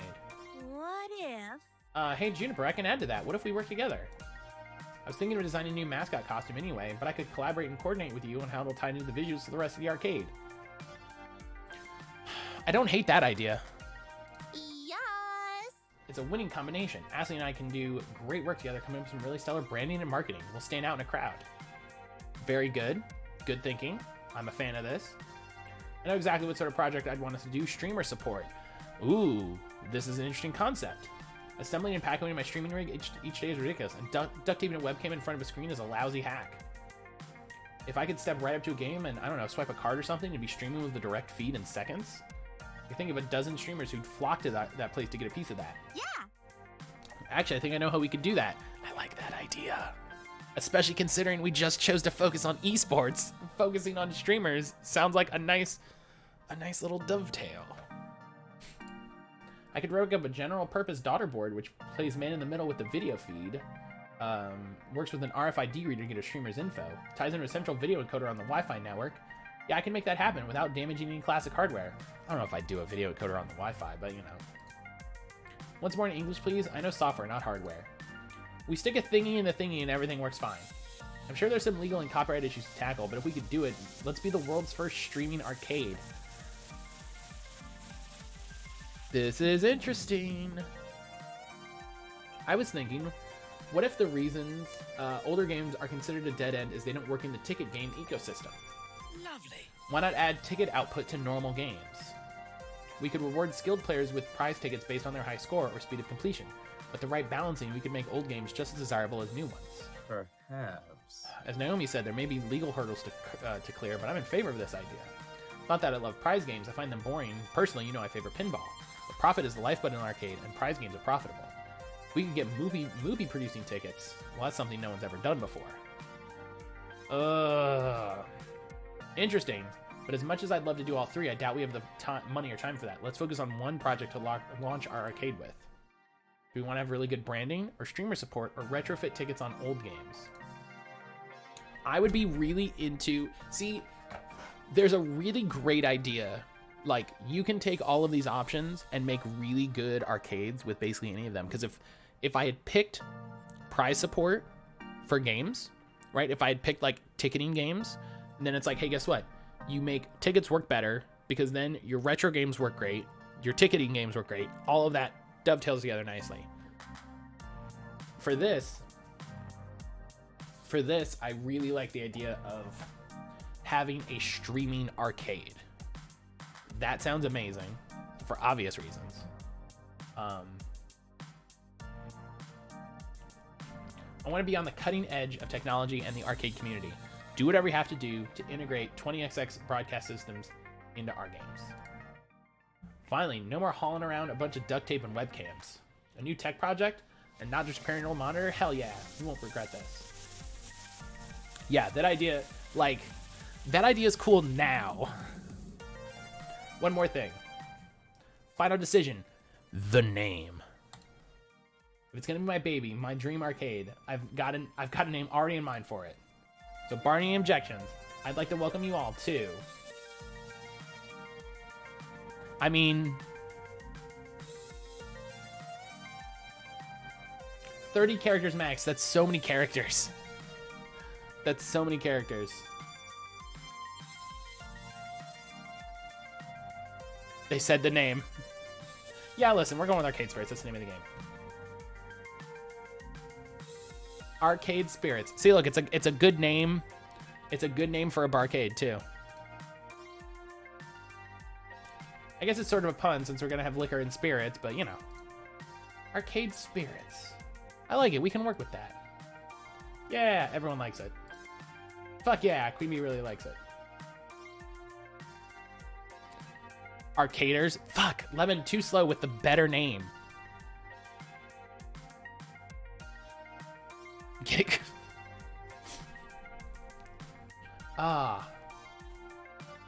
One by one, everyone raises their glasses. I fetch my room temperature drink and raise mine high in turn. You said it within 1 minute? Yeah, but too slow considering I'd already picked it. For those who we've lost and those we've yet to meet, for arcade spirits and for the future.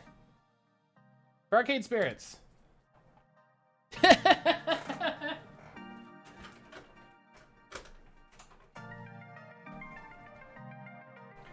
Losing everything, then getting it back, and then some. Okay, it's not popping up on the mic. You probably hear what I'm talking about. It's been a roller coaster of a week, to be sure. But I can't rest now. Absolutely not.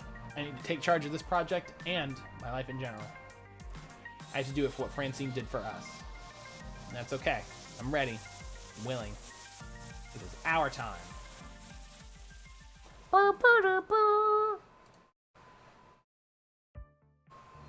Oh, we've cleared level 6. Hooray! I've scored points. Shops in the volcano-devastated city of Pompeii bear the characteristics of a pizzeria. That's a neat, if a bit depressing, pizza fact. Alright. Save the game. That's our new save. Okay. Let me go take a quick bio break before we start this next chapter. I'll be right back.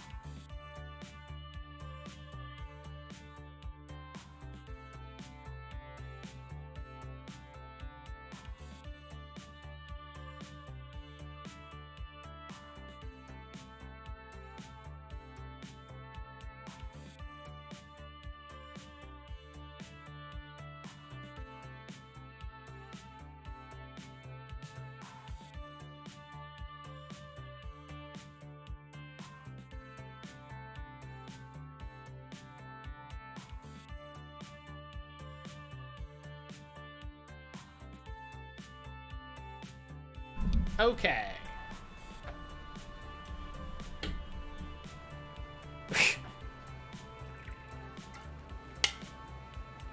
Ooh, gross.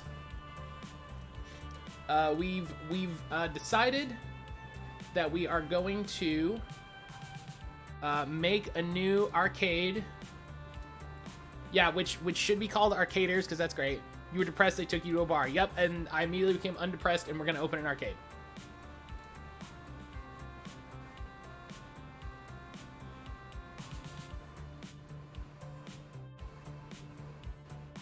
With blackjack and hookers, yep.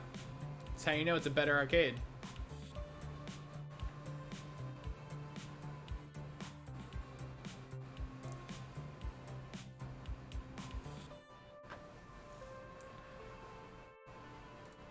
Alright. It is the distant future year of 20XX. For the first time, I am entirely in control of my destiny.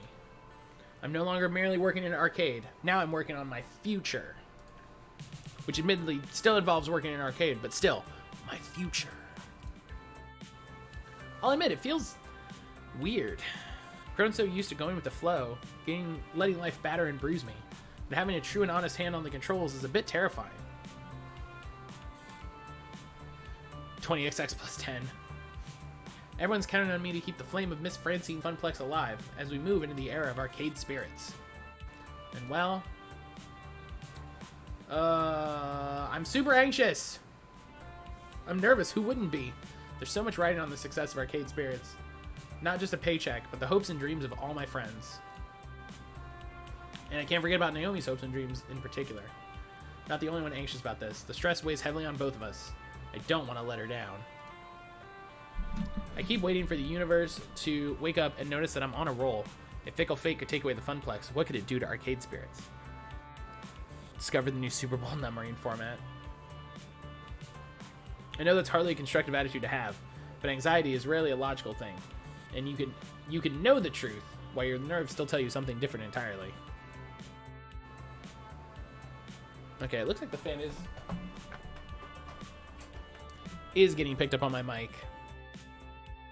So okay, just no fan, that's fine. Listen, soon I will be streaming from a completely different part of my house.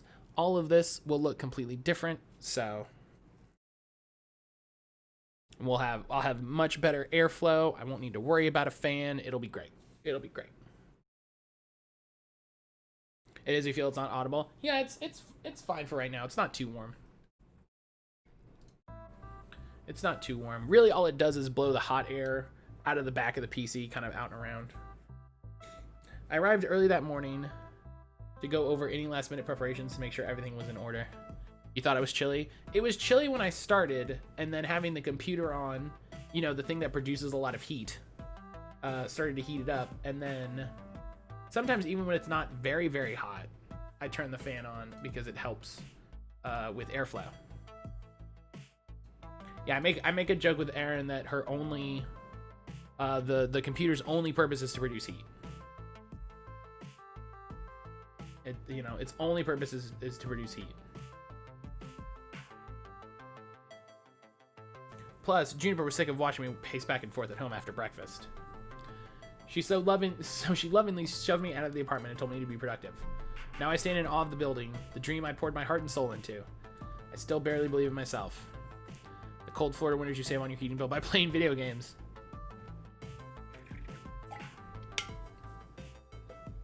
Ugh. I paused for a moment to let the reality finally hit me, and then stepped into my destiny. Oh, look at this! Pushing open the door to Arcade Spirits, I was greeted by relative peace and quiet. Just the beeps and boops, and people moving around doing last-minute preparations. Is my PC gas-powered? Yeah, it's basically a generator. We traveled a long and arduous road ever since the Great Wintervenspiracy. Gavin secured us a great rental space, an abandoned pizza place with an all-too-familiar triangular roof. Oh. Nobody else wanted it, but we didn't care about the funny shape. Quirk is in our favor. And I really couldn't have done all the renovations this place needed with the help of our financial benefactor. Ben and Matt went in with us on the cost of renovating the space to include the bar they wanted to run. I doubt we could have done this without their backing and advice. We went with the familiar layout. If it ain't broke, don't fix it, and all that. To show that we've still got the spirit and passion to make the Funplex great. But it's not all a carbon copy. We've got a few new additions that Francine would even be proud of.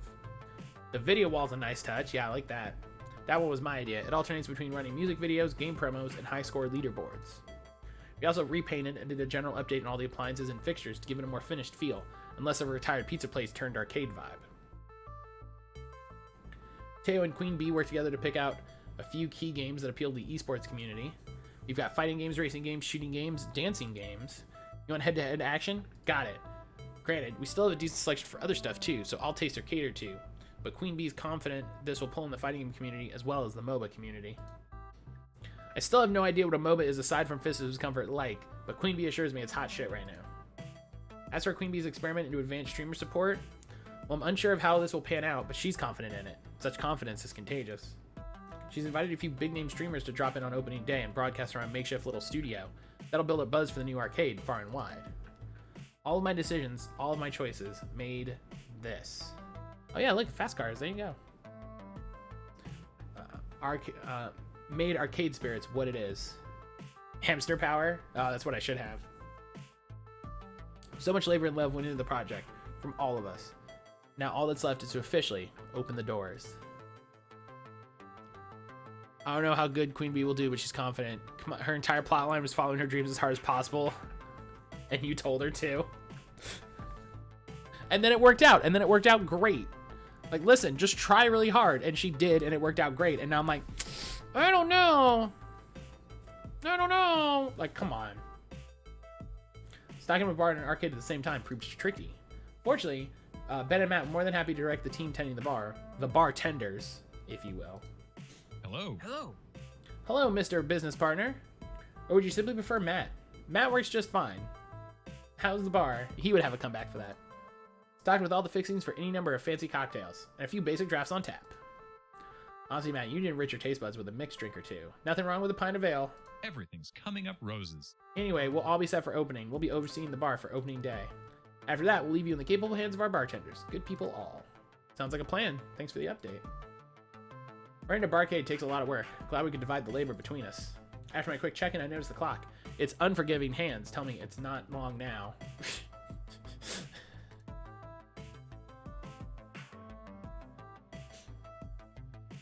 Okay, breathe, Matt. Calm down. Everything's clearly under control. There's no need to freak out. You're just mistaking excitement for terror. This is exciting. It's a happy day. The first day of Arcade Spirits. Did she not rename all of her emotes?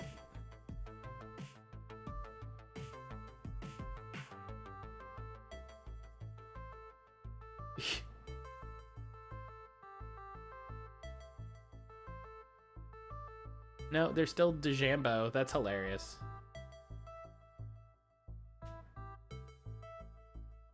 You can do this. You can do this. I need to start telling myself that about everything forever.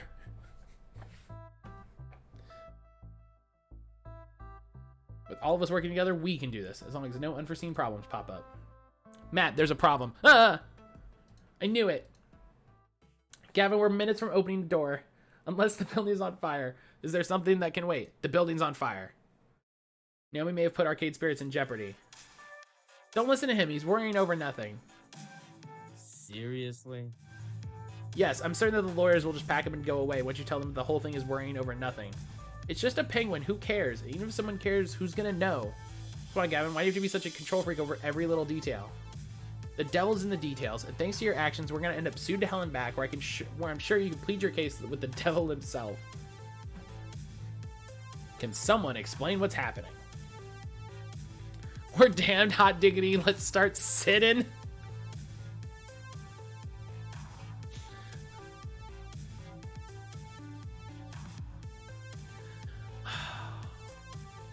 This is a very Brian answer right here.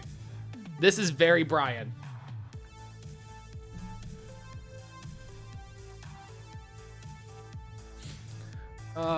Just settle down, calmly explain. Let's take this from the top and assume I don't know anything about what you're talking about, which I don't. I'd like for both of you to explain to me calmly what's going on. So frustrating. I'm perfectly calm. It's this one who's freaking out. Nonsense. I assure you I'm not freaking out. I'm having a reasonable reaction to what has transpired. What is going on? Gavin, you tell him, then I'll explain why you're wrong. Good start. Gavin runs to his temples, feeling a headache coming on. Naomi wants to put her Pengo up front. I don't think it'll earn any tokens, but I'm willing to let that go in the spirit of compromise and to support her dream. Sounds good so far. How very noble of you. But she's put a topper on it, and that's the problem. A topper? What? A piece of cool artwork you stick on top of a cabinet to attract players, like a sign or a statue or something. They're usually sold with deluxe versions of arcade cabinets, and Pengo doesn't have one. Not an official one anyway. So Naomi made one by taking a Pengy statue and repainted it to look like Pengo. Okay, I'm with you so far. What's the problem? Do you have any idea what the Pengy brand even is, Matt? It's a Japanese corporate mascot. I've seen it all over the place. Exactly. An iconic character of the Matsushita Collective, a corporation which is not exactly known for leniency when it comes to copyright violation. Yes, we live in an age of social media. Brands are becoming more aware that fans' works are free promotion. Except Matsushita is decidedly not on board with that. Take this matter seriously. I've heard tales of them suing children's daycare centers for unlicensed Pengy decorations on their walls. Oh, so they're Disney. They've driven people into the poorhouse for pirating Pengy anime.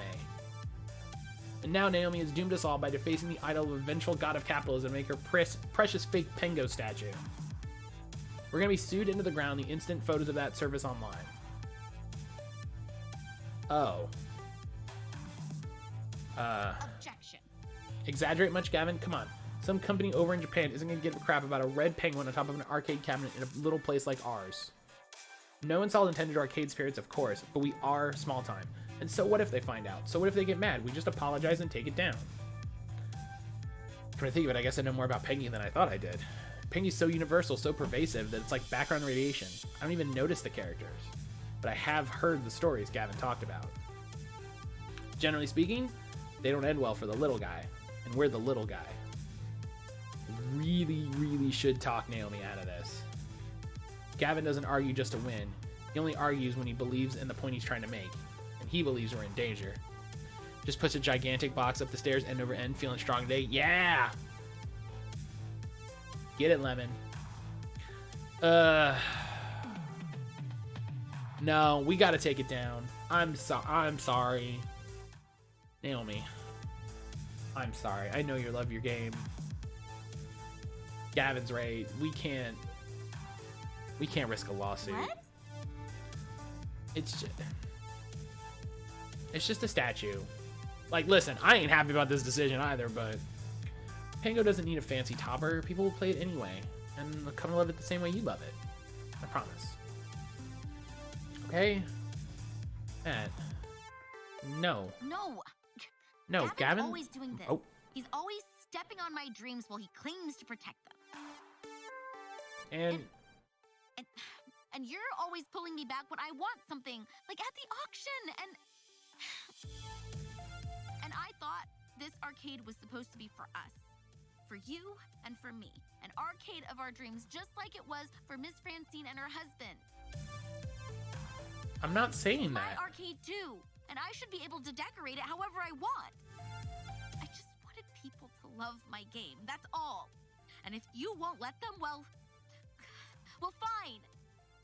Take down the penguin. See if I care. Okay, well...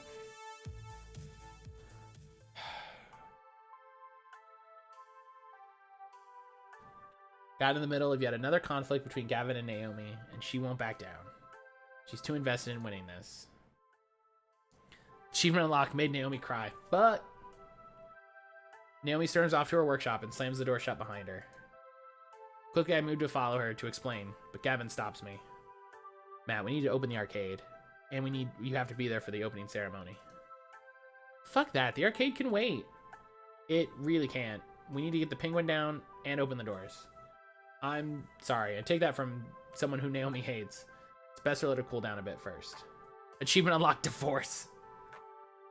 I stand in the way of her dreams far too often, I know. I hate doing it. I hate asking others to do it in my stead. And I apologize for having to involve you in that. Naomi doesn't hate you, it's just... well...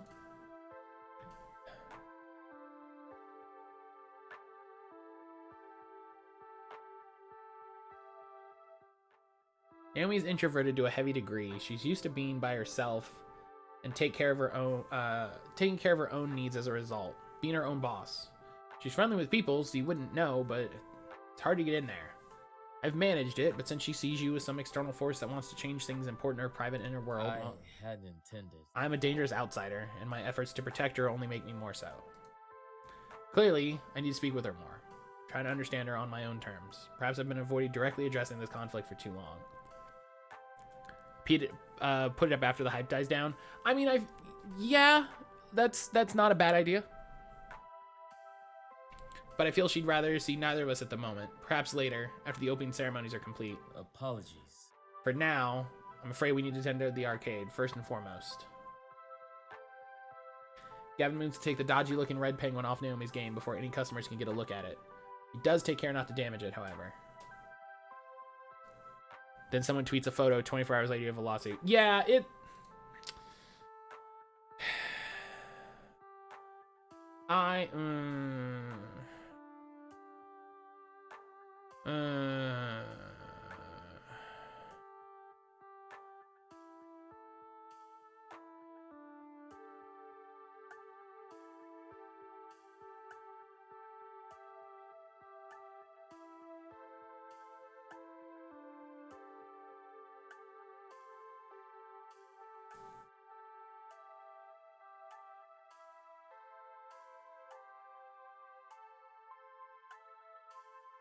I don't know. My cat kicks the door open, jumps on my bed just to sniff me and run back out. Why are cats like this? Cats are wild. I can't handle this right now. As much as I want to stop everything and sort through this mess, I've got a job to do today. Something she made though, right? Wouldn't it be considered a new work of art? I don't actually know what we're talking about. So she repainted a statue of Pengi, the like official character, into Pengo, an arcade character. So I think here's the problem. I think legally it's a big gray area, and when you have a big gray area, that usually comes down on the side of the copyright holder.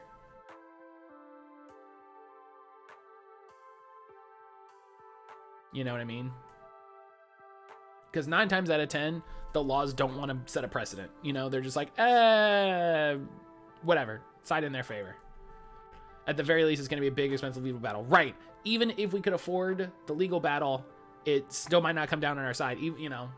So, they'll win by attrition. There'll be time later to patch things up with Naomi, presumably. I need to at least try to put this turmoil behind me so I can focus on the first day of Arcade Spirits with a smile. Despite reeling from that incident just now, despite my nerves, I'm ready to do this because I have to be ready. No choice. Yeah, and that's how corporations like Disney win lawsuits, is they just say, we've got a $3 million budget that we can spend on this court case. Do you? Like, we keep this dude on retainer. All he has to do is sit in a courtroom. That's it. That's all he does. I've got big plans for the opening ceremony. I'm going to open the doors, give my prepared speech to the gathered masses, and stay on hand to greet gamers as they enter. Stepping to the forefront, I gasp at the door handles and throw the gates to Arcade Spirits wide. To no one. Welcome. Welcome, everyone. I hope that... And I'm dead. I died. I got fucking Black Friday trampled. Game over. I don't even have time to finish one line of my big dramatic speech. The crowd spills through the doors and runs right past me, eager to get to the games. Immediately, the arcade fills with the sound of beeps and boops, games starting up and people laughing with delight as they find their favorites. Well, there goes my entire opening ceremony plans out the window. I had all sorts of stuff planned, but if folks just want to get to gaming, who am I to argue? That's, yeah, just let him at it. After a few minutes of final checks around the place, I decided to move to phase 2, meet and greets. Sounds like she painted one piece of our IP to look like another IP, so it sounds like there's no new artistic contrition. Yeah, I think it would be, like I said, it would be a very tricky gray area. And the big thing would honestly be surviving the court battle. You know?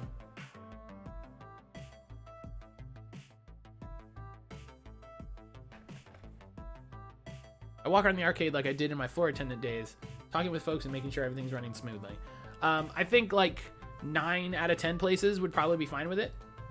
You know, 9 out of 10 places would be fine with it, just because it's like, hey, it's a thing you made, and that's cool, and you made it to promote our thing. That's great. But the game like explicitly set this company up as a massive, you know, shitheel corporate entity. If I painted Mickey Mouse to look like Mighty Mouse, that's probably a nah. Yeah, which is what she did. She took, it's like if you like, I've got this cool Mickey Mouse statue, I'm gonna paint it to look like Mighty Mouse and put it on this Mighty Mouse cabinet. Like, Mighty Mouse's copyright holders probably don't care. You know, they're probably not too concerned about that. But Mickey Mouse's definitely are. Arcade Spirits is my domain. Open to my exploration. Where should I visit first? Let's... Oh. Teo's dance game crashed. That's not good. Most of the time I'm drawn to Showtime stage because of the flashing lights and hit beats, not because it's completely silent. As I approach, I see Naomi feverishly working to fix it. Seeing the whole thing without tunes sync to its flashy lighting rig is kind of depressing. And listening to Naomi mutter as she works, she undoubtedly feels the same way. Oh. This was working fine earlier. Why isn't it working now? Fortunately, Teo's providing surprisingly knowledgeable about the inner workings of his favorite game. You may need to reimage the hard drive. I know some gray area websites where you get a replacement copy of the files if needed. This is the third release of Showtime Stage's software, right? Those are easier to come by than the more modern fourth version, oddly enough. The files aren't the problem. I think the hard drive itself was damaged in shipping. If so, you might not be able to dance at all today. I'd have to order a new part. I'm sorry, there's just so many games to get up and running. I must have missed a ticking time bomb of a hardware failure. Hey, it's cool. I don't need to get my groove on all the time.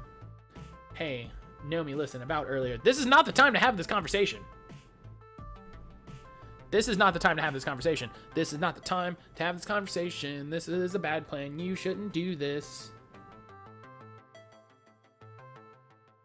A box of moving boxes I purchased has an assembly manual. Yeah, no. A, I'm still cross with you about that, and B, I've got other more immediate problems. Yeah, no, don't. This is not the time. Right, we'll talk later then. Okay, cool. Hey. She's gonna talk to you later. That's the best you can ask for right now. Showtime Stage is one of our flagship games. It's flashy, it's exciting, and Teo's dance moves brings the crowd in. Getting it working for opening day is a priority.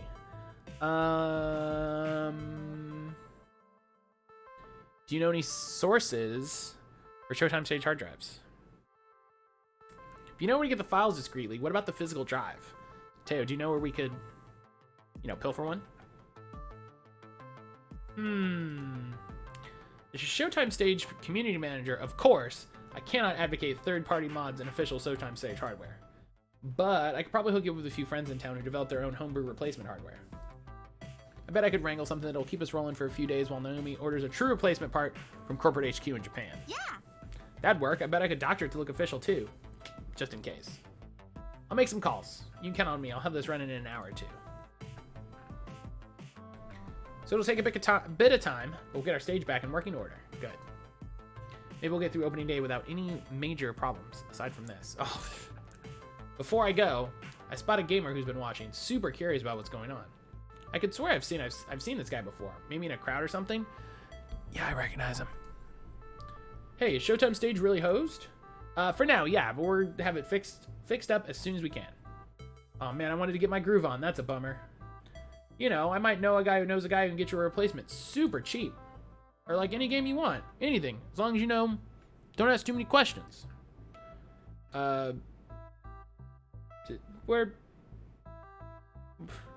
Thanks, we're good. No reason to be mean or to lampshade what's likely meant as an open invitation to some crimes.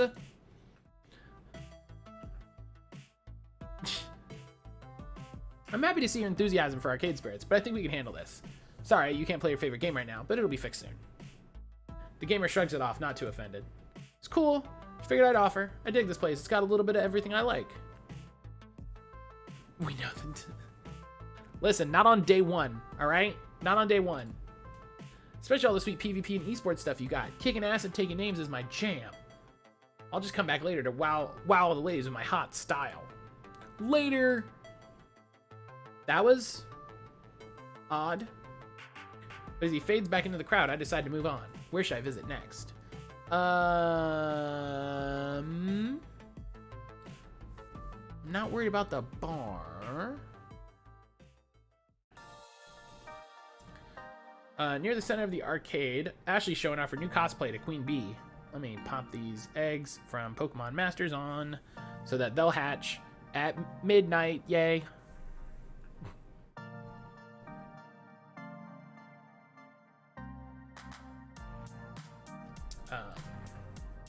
Wow. Okay.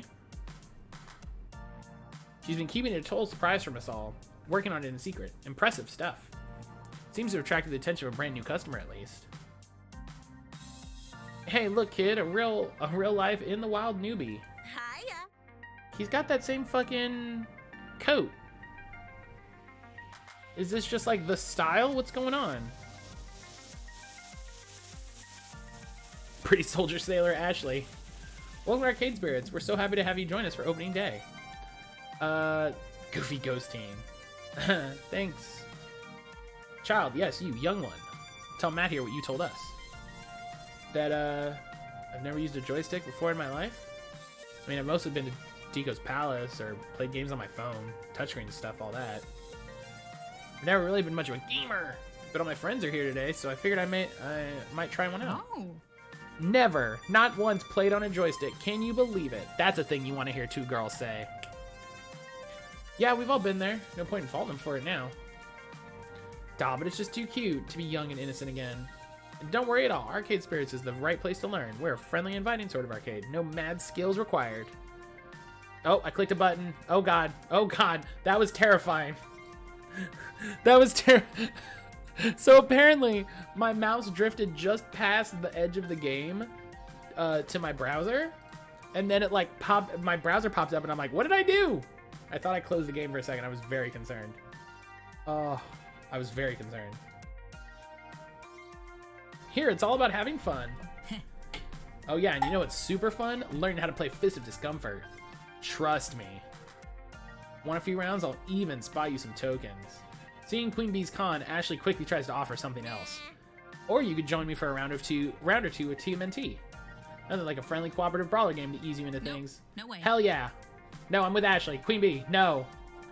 No. When you're starting with a hostile, you've got a built-in community to learn from right at your fingertips. Queen Bee, no. But turtles who are ninjas. I mean, that's the sale. Looks like I might need to jump in and persuade this kid to choose the game. Oh god, no. Ashley's right. Ashley's right. Ashley's right. Ashley's right. Please, Queen Bee, please.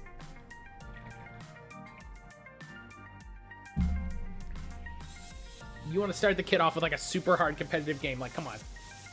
Let's start you out right. 2 buttons, 1 stick, endless fun. Ashley, you want to show our new friend the majesty of mutants named after famous painters? Yes! Oh, do I. Let's go beat up some conveniently bloodless robot ninjas and get shell-shocked. Okay, sure. Lead the way. The newbie seems happy with the decision, even if it's just because they get to play with Ashley, who's a bit less intimidating. Ah, shit. I was looking forward to decimating that newbie quite a bit. In a good-natured way, of course. I'm still learning from my teammates in 4HK, and I'm eager to pass some lessons on.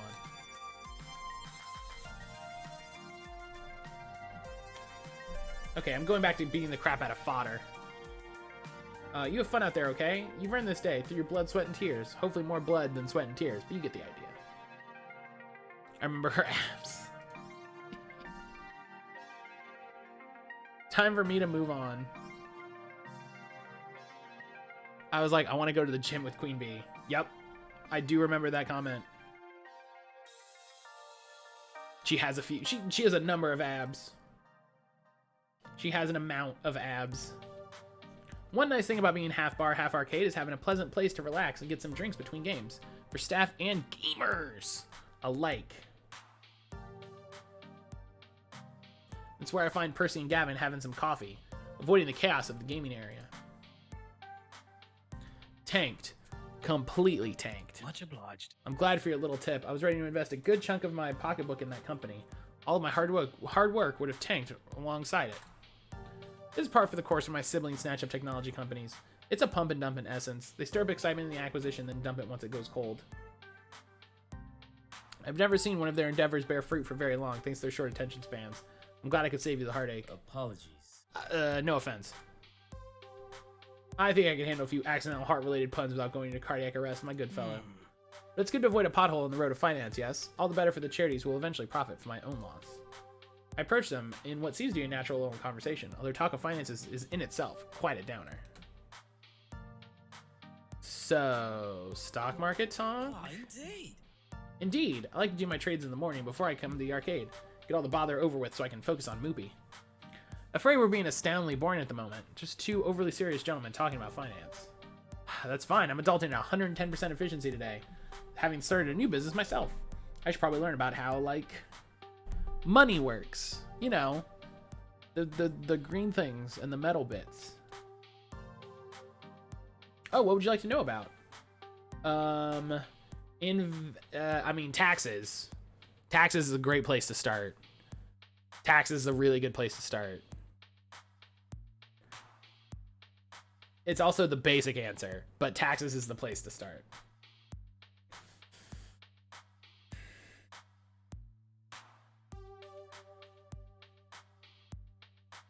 God, I'm so boring. I want to pick taxes.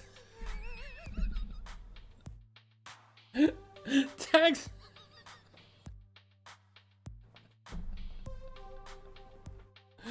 Oh my God, I'm so fucking boring. I'm just like, I like looking at this like, I would like it if my character knew about taxes.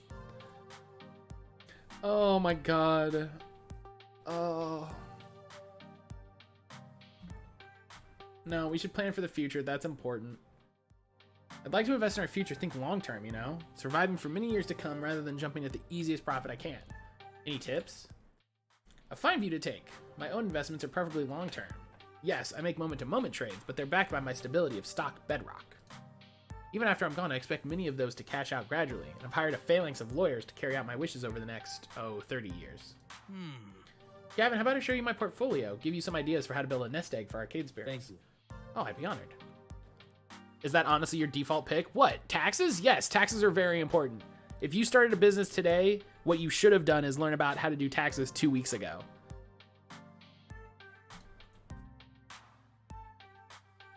I'll let you two handle the fine details. Eat the rich. Fucking eat the shit out of the rich. But also knowing how to do your taxes and understanding taxes is very important. The two sink deeper and deeper into conversation about currency exchanges, fiscal policy, tax rate changes, and I start to lose consciousness. I point to our bot. Yes, thank you, Streamlabs. Which isn't named.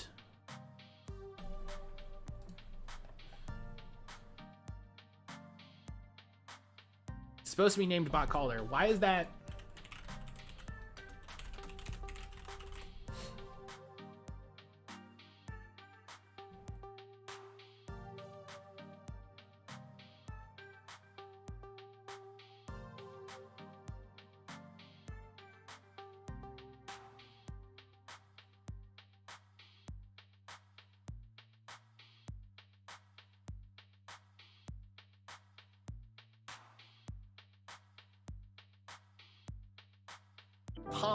Fuck off.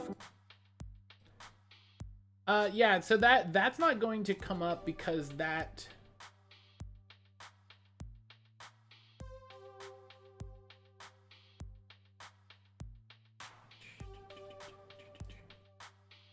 doesn't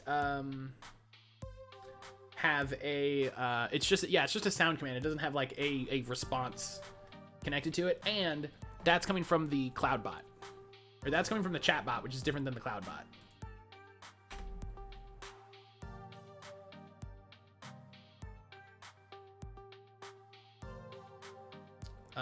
I admire their passion, but there's only so much adulting I can handle in one day, and I need to reserve some for later. I'll have to look into that, because that's weird. Sometimes it decides it wants to be the bot, sometimes it doesn't. It's then that I notice raised voices at the other end of the bar. What's the difference between Streamlabs and Nightbot? It's just two different bots, John. One is the Streamlabs cloud bot, and one is Nightbot, which is just a different bot. Oh. The teenager. It's not really an altercation or an incident yet, but they are talking a bit louder than others. Miss, I've run your credit card twice, and it was declined twice. Run it again. I'm telling you, it was working just fine earlier. I got tokens using it, see? See these tokens? Sensing an opportunity to provide excellent customer service and further prove my adulting chops, I step in to help. Hello, good morning. I'm the manager here. Can I be of some assistance? She looks awfully familiar. Have we met before? Oh, right. I invited her to check out my arcade, didn't I? Guess that's why she's here. No, you invited her to check out Funplex. What's up? Hey, good to see you. Love what you've done with the place.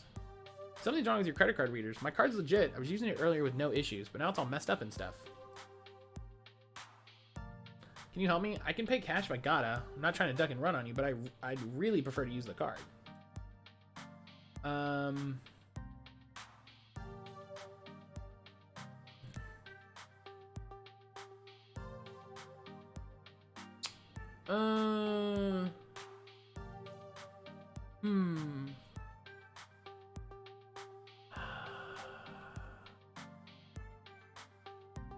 You know, just let her have it. Yeah, yeah, I'll pick up the check so you can get having fun playing the games. My little way of saying thanks for visiting Arcade Spirits today. Seriously, wow, thanks a bunch. Sometimes you just eat those little costs. I had a good feeling coming into this place, like it'd make a fine home away from home. Glad to see I was right. I'm off to get my game on. Another problem solved by Matt. I am so good at this. Crushing it until inevitably I am not, and I am sad. With that matter settled, it's back to wandering the arcade. Where to next? Everything's set. Before I can continue my wanderings, Gavin pops directly in my path. Stop whatever you're doing and look towards the doors without making it look like you're looking for anyone specific. Make a good first impression is the best way to have a return customer and have them talk about your business positively. Yeah, 100%. 100%. Yo, Pokepups! How are you doing? How are you doing? Thank you for stopping by. Thank you for stopping by. How is everything going today? How is everyone? How is everyone? How are you doing? How is everyone? That's what I get for reading.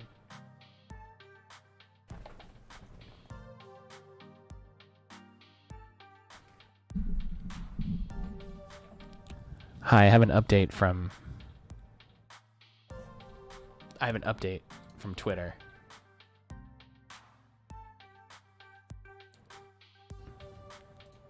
Well, here, let me do this before I forget. Everyone, please go follow Pokepups. Go drop Pokepups a follow, please, and thank you. Dragon Quest 13S is coming to Xbox Game Pass, which is amazing. I am incredibly excited about that. Not only did I say 13, 11. I don't know why I said 13. But Dragon Quest 11S is coming. It's coming to Xbox. It's coming to Game Pass. Maybe it's coming to PC Game Pass. It exists on Steam. That'd be amazing. That'd be amazing. So those gosh darn Roman numerals. Yeah. Superb owl. Love the superb owl. Okay. What? Okay. What am I pretending not to be looking for? Mrs. Jean Defame. Jean Defame. I have no idea who that is. The top arcade critic in the city. Her reviews can make or break an arcade easily. I didn't think she'd be coming today, as normally some little independent is beneath her interest, but apparently she's made an exception. Me and Square Enix is seeing a good deal with Game Pass because they've got so many Square games on it now. Yeah! There's a lot of good freaking RPGs and stuff on Game Pass. Game Pass is shaping up pretty well.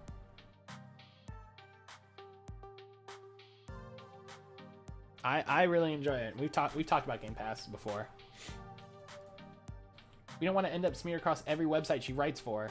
I suggest you go play nice and show her all the positives of Arcade Spirits. Okay, I'm on it. Best foot forward. She's the redhead near the entrance with the handbag. Best of luck. Why don't we just let her be for a minute? I easily spot her thanks to Gavin's cues. Considering this morning lacked the usual chaos I experienced on my first day at the Funplex, I'd say we're off to a great start.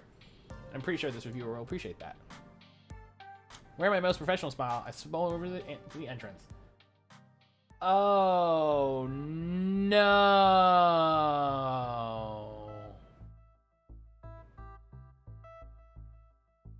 Oh.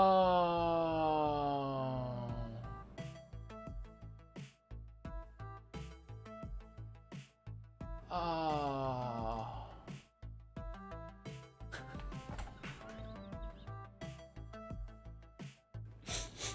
This is why I say this game was made directly to at me, because that's literally my response. I'm telling you, they're writing this game as I'm responding to it. Quick aside, we've had to tell the bot it's okay to say fuck like at least 3 times today. Yeah, I don't know what's going on. I don't know what's happening with the bot. Hang on. Let me poke at the moderation settings really quick. It could be that the bot's just having a time today. You know what I mean? Word protection. Hey, robot, it's okay to fuck.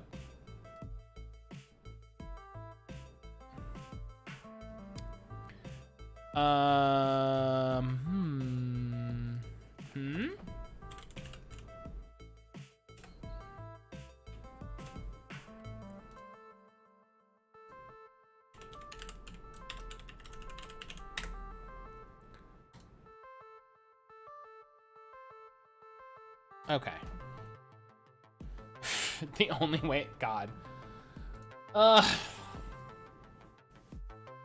This is not.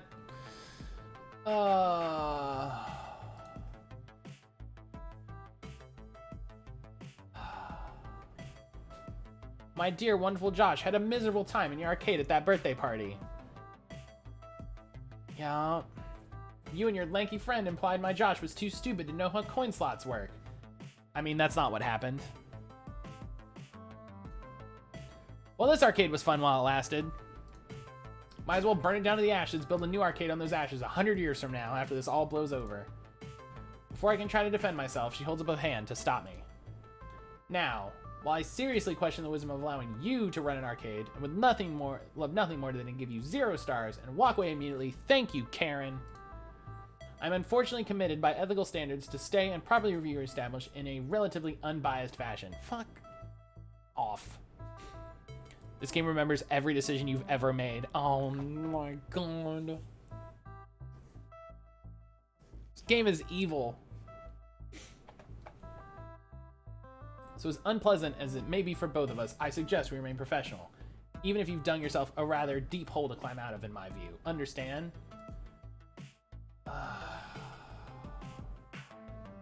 This isn't some rando angry parent. Not this time. I appreciate you being here. As I said, I'm gonna have to leave. I'm gonna leave a review, and Arcade Spirits, highly rated. One of the creators will come hang out and roast you personally. 10 out of 10. It's been a while. Yo, sweet. How are you doing? God, it has been a while. How are you doing? The leaderboard for Showtime Stage says Megalovania Remix. Does it? Want to pop in, say hi, bring you some love and positivity? That's good. That's good. Not too shabby. That's good to hear. She's a 4-star Google local guide and takes it too seriously. That's yes. Yes.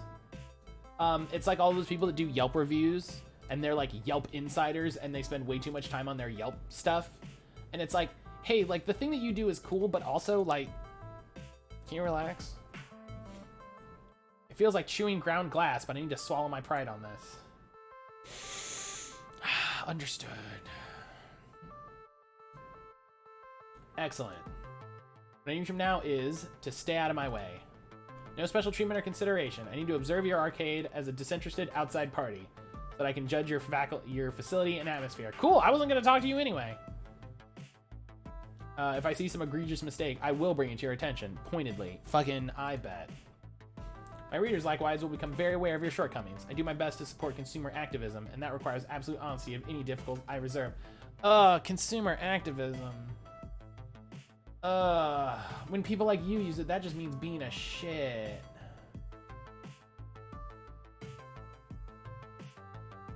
My reader, fucking, oh my god, do you know what just popped in my head? That fucking guy that was at that Sam's Club, I think it was here in Florida, that they were like, you have to wear a mask or you're gonna leave, and he was like, say hi to all my Instagram followers, and I was just like, fuck off, dude.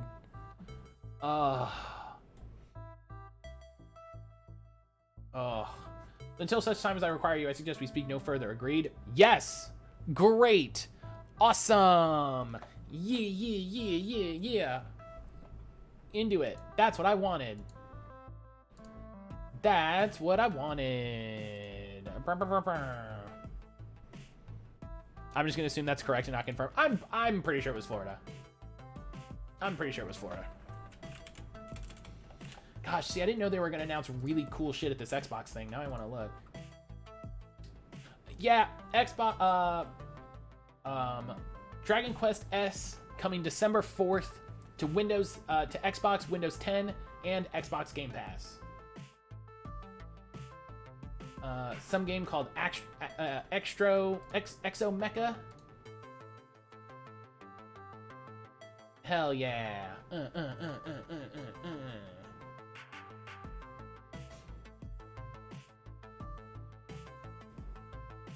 I'm just gonna have it like up, but I want to know the news about Dragon Quest. That's great. That's amazing.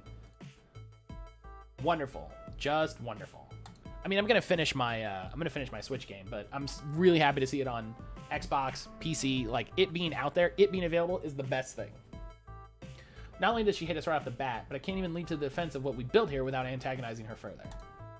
May need to talk to Gavin about how to save arcade spirits from an inevitable negative review.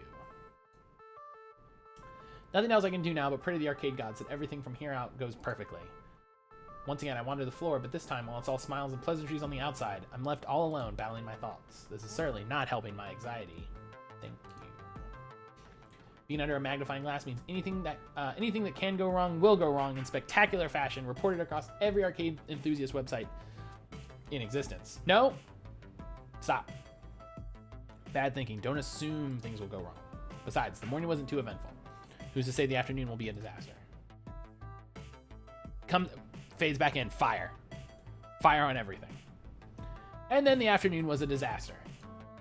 I knew I'd spoken too soon the second I saw Gavin approaching me with a twinge of worry furrowing his brow. Utterly ridiculous. It shouldn't be possible for us to be out of nachos in the vending machine this fast. And yet we are. I have receipts for ordering exactly enough to fill them up, and yet there are only a few bags in there. A missed delivery, perhaps? And that was the least of our problems. Matt, we've got an electrical problem. That's bad. 3 of the retro games have shorted out. I don't understand. I tested the power supplies. Outright rebuilt a few of them. Unless someone's seriously scuffling their sneakers and shocking the coin boxes, we're talking a failure somewhere in our electrical wiring. Calamity after catastrophe, they just kept piling up. What? All of the toilets stopped working. All of them. We need to call a plumber fast, and not the one that jumps on turtles. Anxiety rising. My favorite RPG series. What are we gonna do? It doesn't make any sense. Well. I'm freaking out. I'll admit, I'm freaking out. Maybe we should close down for the day. I don't know if the wrinkles. Try again tomorrow. There's only one answer. Sabotage. Mom still expects you to go to college after the price increase and the safety risk. Wow, great. Love to see it. Love to see it.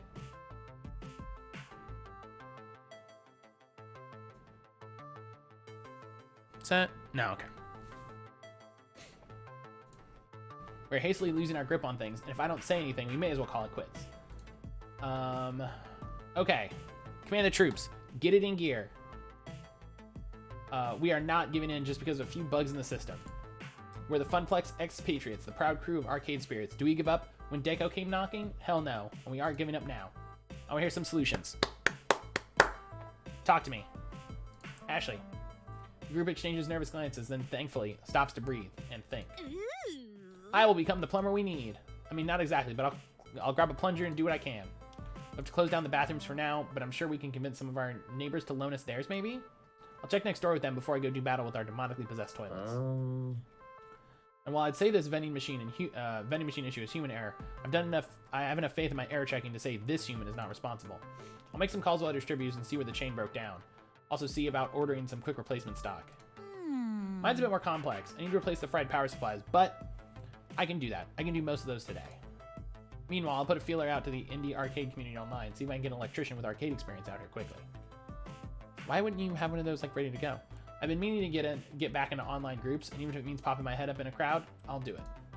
Okay, good solutions. I won't be able to work the floor while I'm teaming our restrooms. Are you good covering for me? Things seem to be getting more intense as the day picks up. You focus. I may be the boss, but I was a floor in attention originally. I can handle whatever arcade spirit throws at me. Absolutely. Get sick and be in debt all while this is going on. Like, why would you be in debt? Why would you be in debt? That doesn't make sense.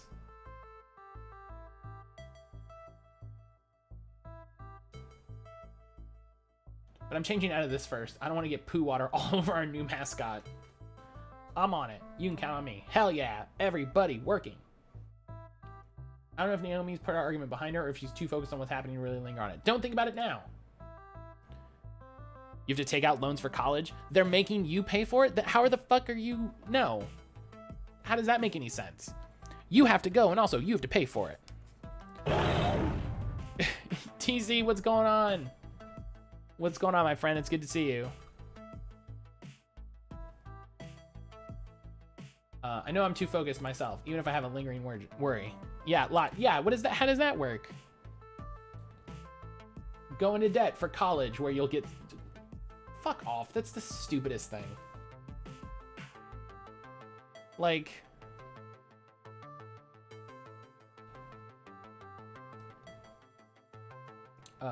With all three busy, that leaves me in charge of every problem that may emerge for the rest of the afternoon. No way to tap out with someone to help me with these situations. I need to work fast, hit every problem before it's too late. Can't leave any stones unturned this time. No risk of letting something spiral out of control. All right. All right.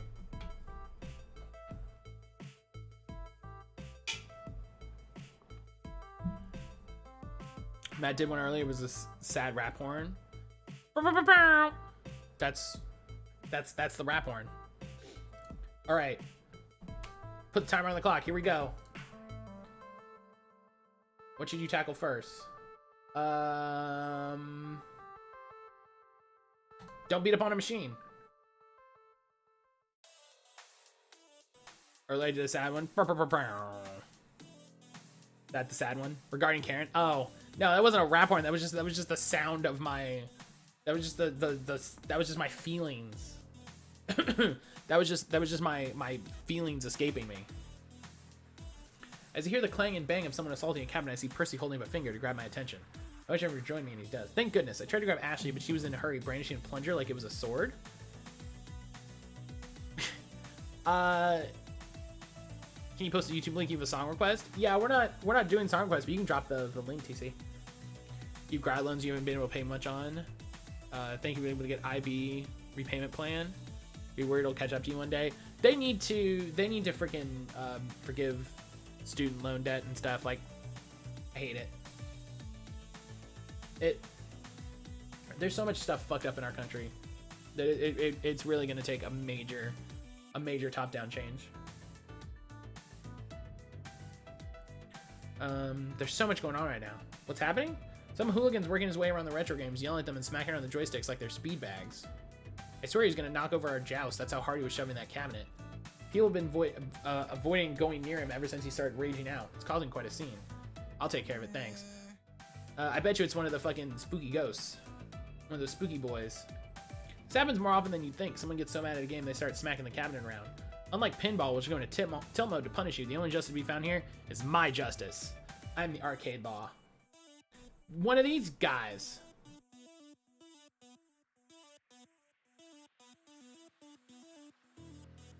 Even if, well, I'm a little less than eager to bring the law down on this guy. I'm in awe on the size of this lad. Probably eat 6 whole hams for breakfast. Yo, TC, thank you for the host. Thank you for that host, my friend.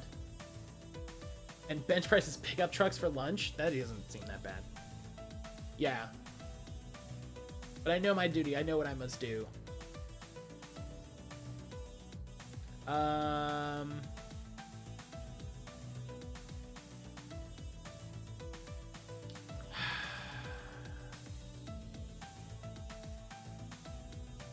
Yeah, no, you're gone. Yep. Yep, see, look, and she's here. I know she... Right, you're done. Excuse me, did I hear that right? Yeah, no, I know she's here. You heard me. Bounce your ass out the door before I have it bounced out by the cops. Oddly, his attention is diverted to something or someone behind me. It's only for a couple of seconds, but his whole demeanor changes after that. Fine. He storms off, deciding he'd rather have the last word than argue it further. I turn to see who or what exactly changed his mind. The crowd's too thick. Whoever, whatever it is gone now. And Miss Defame returns to the crowd without a comment, hopefully quietly approving of my law bringing. That was odd, but I guess a win is a win. Oh god, I'm scared now of all of these things.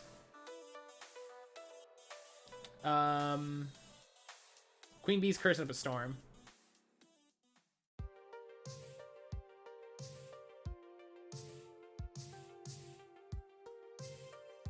Hey, Queen Bee, what's going on? Matt, just disregard chat for a bit. What's going on, Queen Bee? Someone fucking tried to hijack my streaming account. I don't get it. Naomi and I put together these dinky mini computers to stream game videos ourselves. I made the security recommendations myself to avoid this sort of thing. But it looks like new experimental tech to allow celebs like me to walk on up to a game, start streaming has a few holes.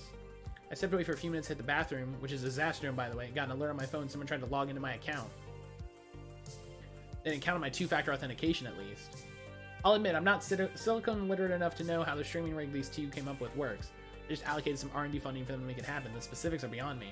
Apparently the trouble's drawn the eye of the ever-watchful Miss Defame. Wonderful. Yeah, sure, she's gonna be around, my dude. Okay, Naomi's busy fixing up power supplies, but grab her and ask her to turn off the streaming add-on for now, just until we sort this out. Great, that's a day of streaming down the drain, but it beats leaving a security hole wide open. We'll figure this out later. With Naomi busy and Ashley battling toilets, I only have one option to turn to for technological assistance. Iris, can you check the security cam footage? Yeah, that's the first thing I would do, is check the security footage. See who messed with the Fist's comfort machine while Queen Bee wasn't looking. Maybe that'll help. Iris online. Already on it. I've been analyzing the video feeds ever since you mentioned hacking with a foot. Nobody hacks my friends and get away with it. Looks like the next person to approach the machine was a tall guy with blue sunglasses. You think he did it? He accessed the USB slot streamers used to log into our new tech, but wasn't streaming anything, or even playing a game. He just plugged in a small device, waited, then left. In the access logs, I'd say he's our culprit. Yeah, that's probably a fucking keylogger or something. These fucking spooky boys. How much do you want to bet? How much do you want to bet fucking Deco had them roll up here to mess up my first day? For starters, it's his rather unique fashion sense. Although he's plugging into another of our stream-friendly games without playing it, it's extremely obvious tell. Kinda hard to give him the benefit of the doubt or even a second chance. He clearly broke the rules of the arcade. Hey look, it's all the angry fight boys from Deco with ghosts. Yeah, all these ghosty boys. Though he looks like the sort who could break me if I broke the news to him badly. Yeah, who fucking cares? Get out of here. Now, let's be honest with each other, shall we? I'm the manager here. I know damn well what you've been up to. Yeah, nah. Out. Immediately, he straightens up, pocketing the item he was committing arcade crimes with, all nonchalant-like. What? I wasn't doing nothing. Yeah, yes you were. In fact, I know exactly what you were doing. If you continue doing it, I'm calling the cops. This is a second chance, a rare one. I suggest you take it. At first, he growls a little, ready to protest his innocence, before holding himself back. Look, I'm under orders, nerdo. Fine, whatever you want. He walks off into the crowd without another word. I told you, these Team Skull motherfuckers. Left in a state of utter confusion as our exchange, but I'll take it hesitantly. Iris? Yeah, I'll keep an eye on him through the security video feeds, don't worry. I'll let you know if he resorts to his nefarious ways. Also, you should probably get those games, like, wiped.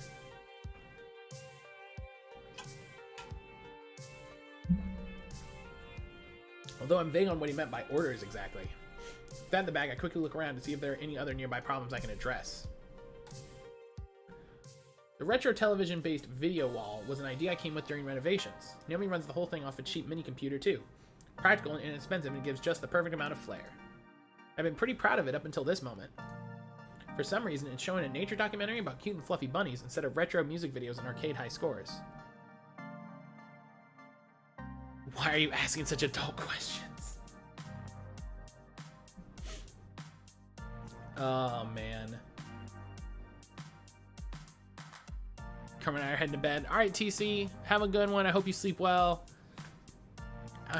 Thank you so much for stopping by, my friend. Thank you so much. And yeah, good night to Kermie.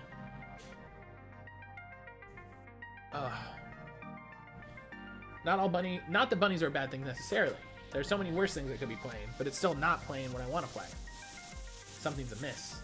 And the hunting down for the remote control we keep at the prize desk. Teo approaches. Bunnies, huh? Yeah, bunnies. Interesting choice. Not my choice. I'll be fixed in a moment. Okay, cool. I was wondering if we'd suddenly experience a paradigm shift in arcane thinking or something. The bunnies are really cute, though. Grabbing the remote, I flick it back to channel 3, which should take the video feed from Naomi's system, and flips it back to the bunnies on channel 5 a few seconds later. You have an IR blaster on that thing? Are you serious? Nah, come on, man. Why did you set this up in the goofiest way possible? Persistent, aren't they? Almost like the rabbits themselves. So I click back to channel 3, and nope, once again it reverts back to 5. Okay, clearly we're dealing with a master hacker. This is not a master hacker. What do you mean? One who can modify Naomi's system despite having no physical access to it. You have an dog. This is like basic level stuff. An individual capable of truly hacking the planet. Yeah. Or it's a prankster with a universal TV remote. I've got one of those myself. Helps me turn off overly loud TVs in bars while trying out the beats of whatever game I'm playing. Not that I would ever do that, mind you. Just in case. But with great power comes great responsibility. Clearly whoever's forcing us to watch this lacks the latter. How about I go subtly check the crowd to see if anybody's got a clear line of sight and is pointing a gadget at the video wall every time you change it. I love how people throw around the word hacker. I'm strapped for help, so I'm not going to deny Teo's offer. Sure, go for it. The war for remote control continues for another minute, back and forth, from music videos to documentaries about rabbits. Especially FBI. Oh, a lot of people just say hacker. They have no idea what it actually is. So they're just like, oh, he's a hacker. Which I'm seriously hoping does not count as pornography, or it'll be yet another black mark against us with a certain arcade critic. I left my password out in the open. I got hacked. Yeah. It's only been a few minutes, but it feels like an eternity of copulating Lagomores before Teo returns. Found him. Orange jacket standing near the pinball section. Thanks, Teo. No worries. Anything for you. Thanks, buddy. Roll up the sleeves on my hoodie, ready to put an end to this. What? Isn't that the arcade newbie from earlier? He's with the spooky boys. It's definitely this kid. I can see the tiny plastic gadget in their hand briefly before they pocket it. Perhaps no need to see my approach. The teenager rolls stealth and gets a natural one, resulting in an awkward and obvious attempt to look like an unimportant part of the crowd. Hey, didn't do anything. I mean, hi, good to see you again. What's up? How are things? Yeah, lot of babes. Lot of babes. Given this living bundle of nervousness, I'm not sure I feel like coming down on a ton of bricks on the poor kid. The rules are rules, right?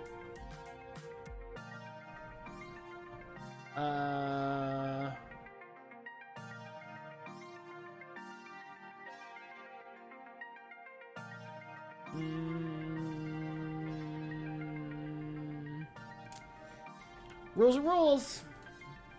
This one may be a jumpy and twitchy sort, but rules are rules. I'm afraid I need to ask you to leave the arcade. Well, what? Why? You know why. You're deliberately interfering with our video systems. Management reserves the right to refuse service to anyone breaking the rules. You need to go. Crap, she's gonna be mad at me.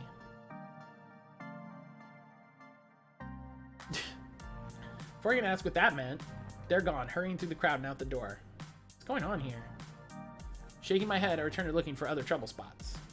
Before I can continue my quest to purge my arcade of evildoers, I'm interrupted by an onslaught. Is that lady that kid's mom? Maybe, I don't know. I'm interrupted by an onslaught of my hard-working staff.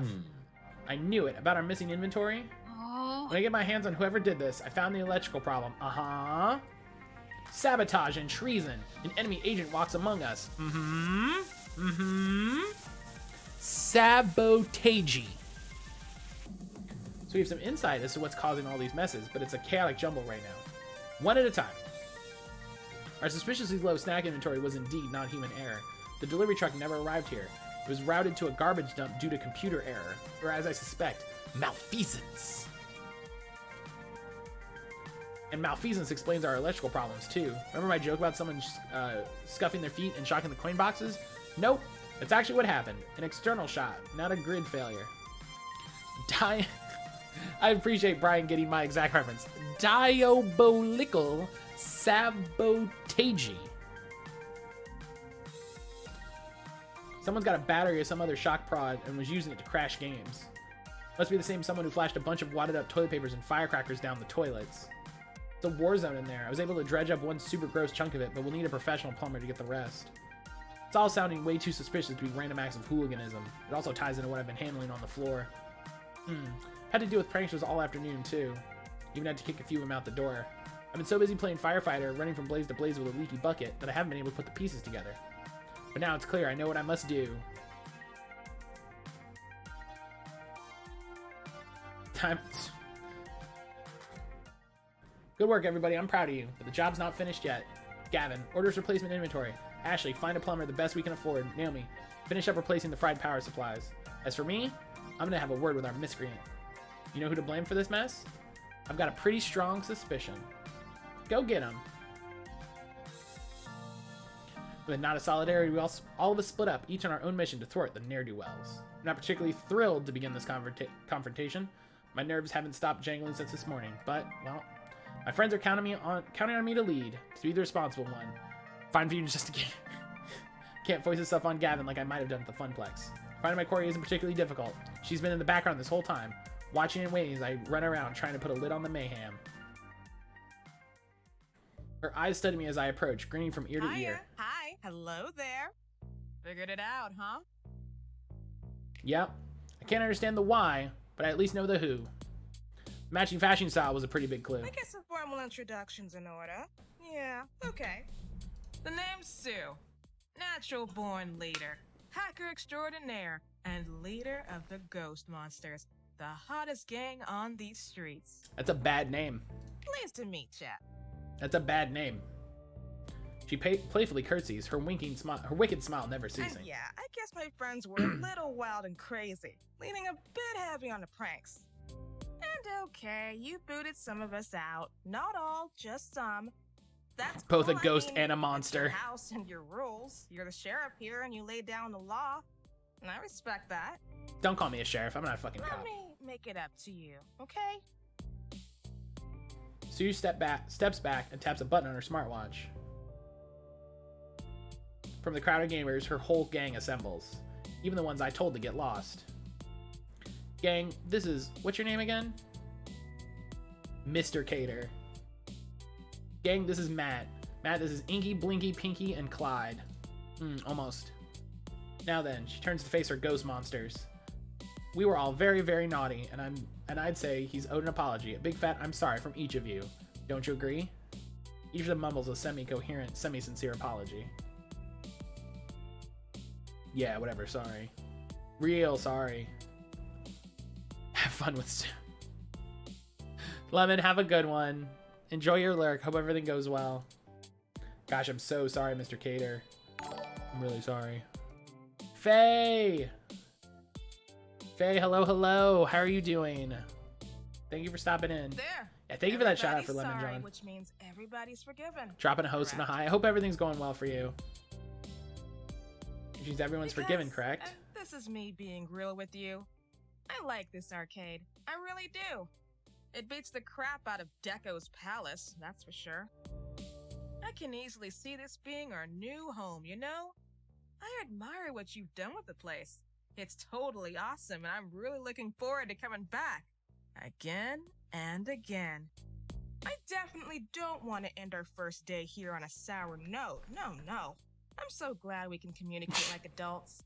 Apologize for being naughty and move on. Now, okay, we may still ruffle a few feathers while we're here, but that's cool, right? I'm sure you understand that it's all fun and games. Nothing personal. So, what do you say, friend? All's forgiven? No, fuck off. I pause, taking in everything Sue's rambled on about. Let me get this straight. You scare our customers, mess with our television sets, smash up and short-circuit our games, clog our toilets, redirect our mail orders, come back here after I explicitly told you to get lost, try to hijack Queen Bee's streaming account, and you want me to smile and let you come back tomorrow? My words barely phase her, that grin's still lingering. Yep, yeah, that sounds about right. I love this arcade, and I think we could be great friends. What do you say, partner? Waiting for my response, she holds out a fist to bump.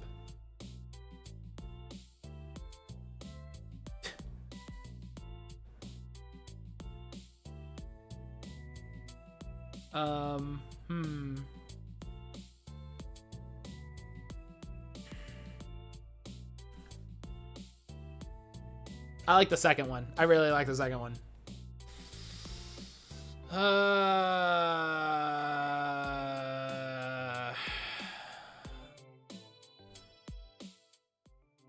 As a duly ordained arcade pope, I hereby absolve you of all of your sins in the name of the frog, the monkey, and the holy yellow circle that eats all the dots. No, actually, you're all banned from the arcade. Get lost or I'll call the cops. Get wrecked. And Sue just laughs. She laughs and laughs, as if I posted a funny cat video, not made a direct threat. Oh, friend, you don't want to get the pigs involved. No. I mean, if you really feel you need to, go ahead. Call them. It's cool. We'll go quietly. And be back the very next day. We've got friends in high places. We don't sell drugs or weapons. We sell information. And information, as a currency, is far more valuable than what other gangs trade in. I got a fucking spy gang. What the fuck? So just smile, nod your head, and say, "Yes, Miss Sue, you and your friends are always welcome here." You don't want to see what I can do with the push of a single button. Can we just fucking... I'm just telling you how it is. What you do now is entirely up to you. But before she can continue her tirade, we're rather rudely interrupted.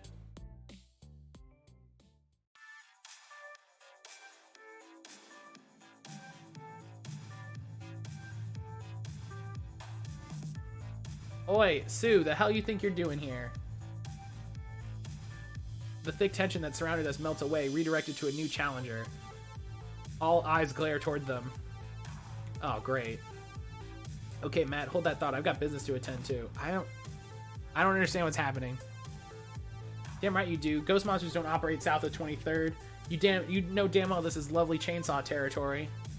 Get lost or get tossed. If I wasn't confused before, I sure as heck am now. All I can do is watch this unfurl before me.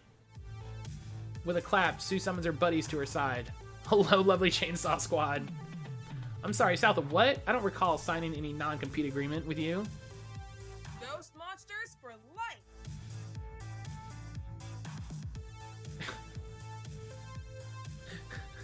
Like Faye just like hit her in the mouth. This locker room gossip queen is disrespecting your fearless leader. What do we say to that? Nobody disses Sue on my watch. Yeah, and I ain't scared to hit a chick. I'm an equal opportunity, socially maladjusted individual. Think you've got your answers, ladies. Now then, let's rumble. No! Well, to their credit, they didn't throw the first punch, but we're talking Han didn't shoot first levels of moral high ground here. Immediately, the ghost monsters and lovely chainsaw are at each other's throat, grappling, punching, shoving each other. A baseball bat gets swung and clangs off the side of a racing game. Soda cans are thrown.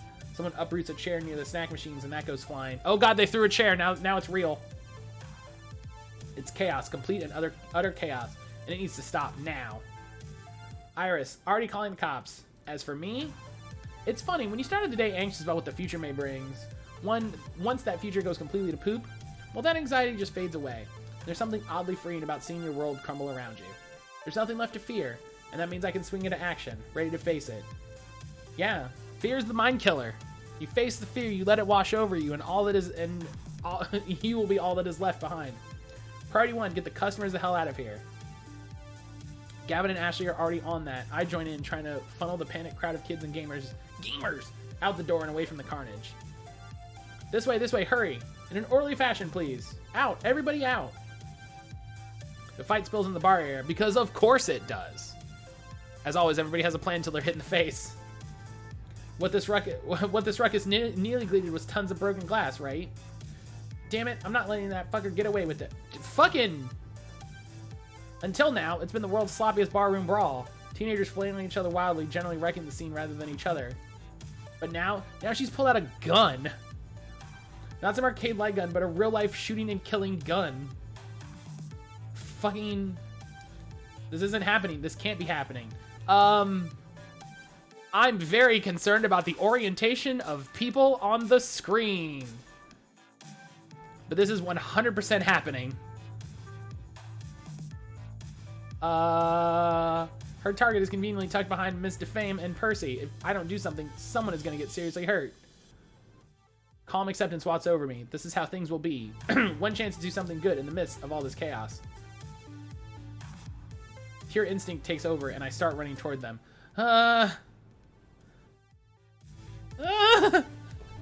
What?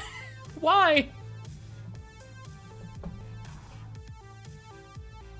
This was supposed to be a fun game about working in an arcade and maybe hooking up with somebody And now I gotta fucking take a bullet for somebody? Are you for real? Are you for real?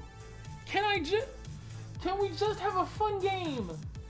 Can I just have a fun game?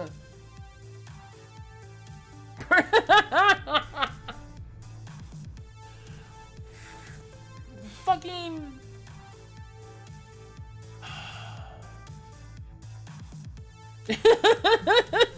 Yeah, Brian loves it. Brian loves it. Oh, Brian loves that. Oh my god.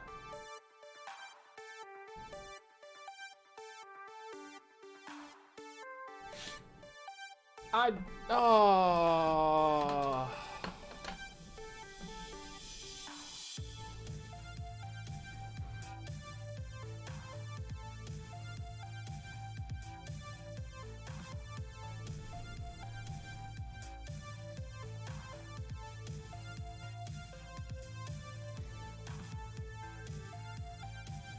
Can I? Oh.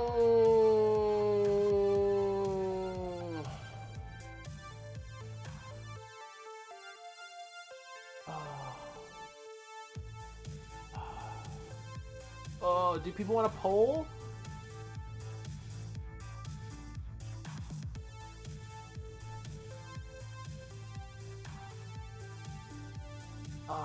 I wasn't prepared for this. I wasn't prepared to decide to take a bullet for somebody. Automod, can we just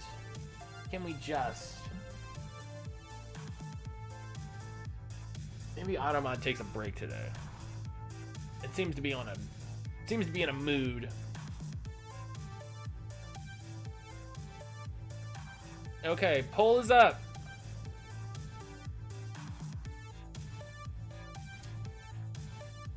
I've got a thought process. Okay.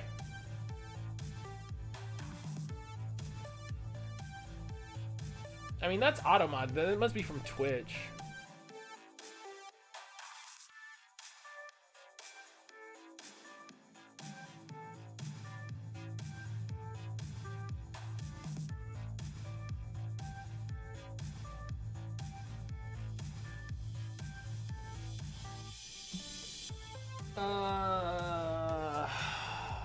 I'm not looking at the poll until it's done. Percy is tough as hell. He can survive a heart thing. He can survive a bullet. Sure. I don't give a damn about Sue. She can get bent. She causes problems. Sure. Mr. Fame is actually going to write bad shit if she's shot, so maybe think about that. 0 stars. I went to this arcade and got shot. That's the whole review. That's the whole review. It's like the I live bitch meme, but it's like a bad review. Oh my god. Oh my god.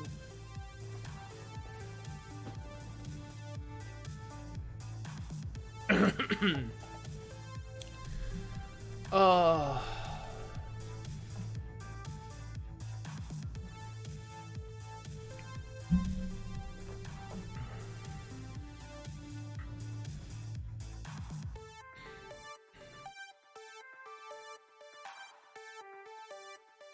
I don't know what's going on with the poll. I don't look at it till it's done. I don't look at it till it's done.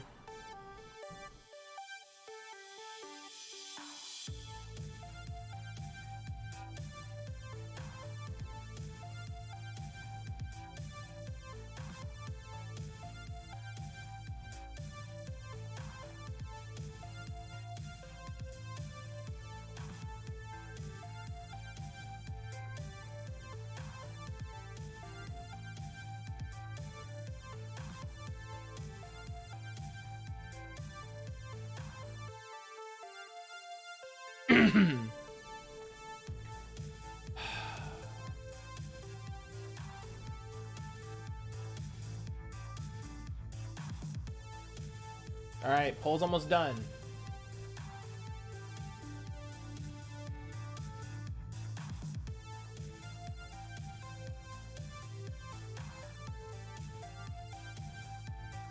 Poll's almost done. Wow.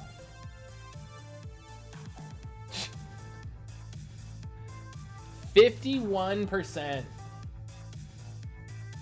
51%.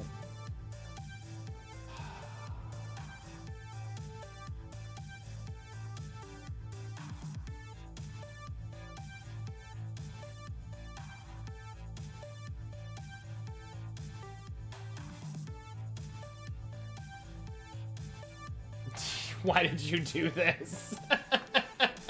I like the idea of John like causing too much stress. Yo! Butterskip's coming in with the raid. Holy cow. Your suffering nourishes me. Come with the small yet humble raid. No, I appreciate it. I appreciate it so much. Any raid is a good raid. Thank you so much. How are we doing today? We're doing well. We're doing well. We are. Yeah. Oh yeah. And side note, Brian, thank you for the 200 bits. Thank you so much. But yeah, how was Fallout New Vegas? Thank you so much for the raid. Thank you so much for the raid. Enjoy the John. Thank you. It only showed me that one. It didn't show you both. It didn't show me both that you did. You're playing Fallout New Vegas right now. I was going to say that, and I was like, I'm pretty sure he's playing New Vegas, but also I was immediately like, I don't know if he's playing 4, because you have been playing 4. So I was immediately like confused. But yeah, I was like, I think Brian's been playing New Vegas. Oh, top bit. That's weird. I would actually like it if it showed me everybody who gave bits. The game of the year for 4 and haven't got it yet. Okay. I was like, he bought a copy of 4. You're having a blast streaming it. Lots of fun. It's honestly just Fallout. I think if I was going to play one, that's the one I would play. You know what I mean? That's the one that seems the most interesting to me. That's the one that seems the most interesting to me.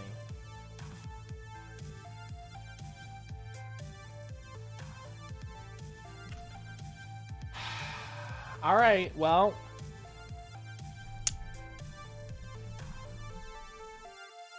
All right. Before we go to lunch, because we did the poll.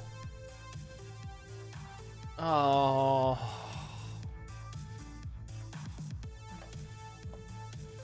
I don't like this. I want to point out, I don't like this.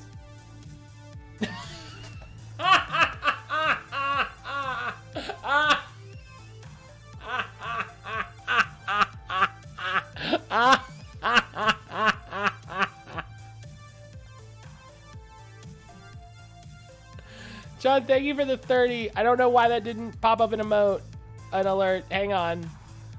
Oh my God. Hang on. Oh. Jesus. Okay, I fixed it. I figured out why it was.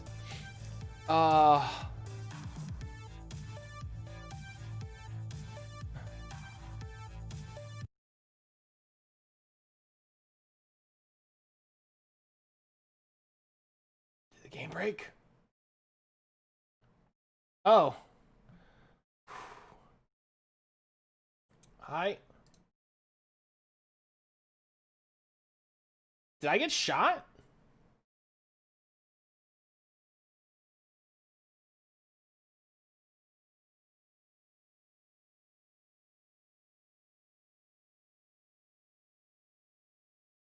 I got shot.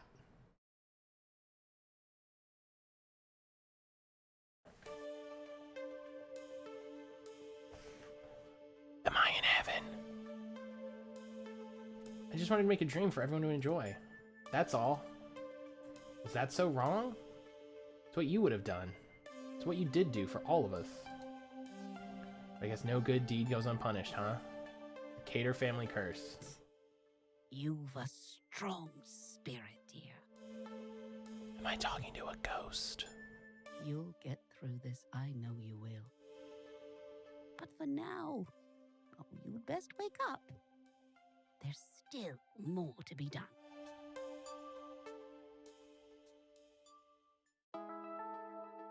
Ugh. Oh god, I thought I died. Very slowly, I open my eyes. The soft beam of medical monitoring greets me, as well as an angel in white. Well, an angel in a white lab coat. While they're no heavenly being, they do appear to be my doctor, armed with nothing more than a clipboard. I'm still a little hazy as they briefly explain the situation. Thanks to my wild theatrics, I startled the shooter enough that her bullet missed its intended target. And instead, it went into my leg. This was one of those FMV games where you only get 3 hits. Which hurts like fuck, but apparently resulted in a surprisingly clean shot that'll recover in a few weeks. 2 days in the hospital, a week or 2 on crutches, some limping, then I'll be back to 100%. And more importantly, nobody died. I can live through this momentary pain if someone else gets to live, period. So, could have been better, could have been worse. The doctor, having given me the report, leaves to treat their other patients. Before they do, they inform me I have a visitor. At least there's a plus side. I just wonder who it is. It's Sue, and she's like, I'm gonna ruin your whole goddamn life, because that's how this game works. Oh, it's Naomi. Okay, that's also an option. When I look over to see who it is, I see Naomi standing there, tears streaming down her face. She was worried that she lost something she couldn't replace. She rushes over to my side, embracing me in a hug. Oh my, I was so scared. Naomi, I'll be fine. It's like a Hollywood gunshot. I'll walk it off. You were bleeding everywhere. And that's what blood does. Okay, a larger than usual Hollywood gunshot. But the doctor said it'll be fine in a month or so. No big deal. Trying to downplay the seriousness of it all does nothing to placate Naomi's frustration. What? It is a big deal. Eh. How could you just toss your life away like that, jumping in front of a gun? How could you try to protect people from harm? I can't criticize you for that. I just got so scared when I saw you bleeding on the floor. You know, bleeding's not a good state to be in, so I can understand. Before that, I was mad at you over a penguin statue of all. That's what blood. I mean, that's what it does. You know, it goes. Silly in hindsight. I mean, if the last thing I'd ever said to you was in anger. Of course, now she's replaced her earlier anger with self-resentment. Not exactly an improvement.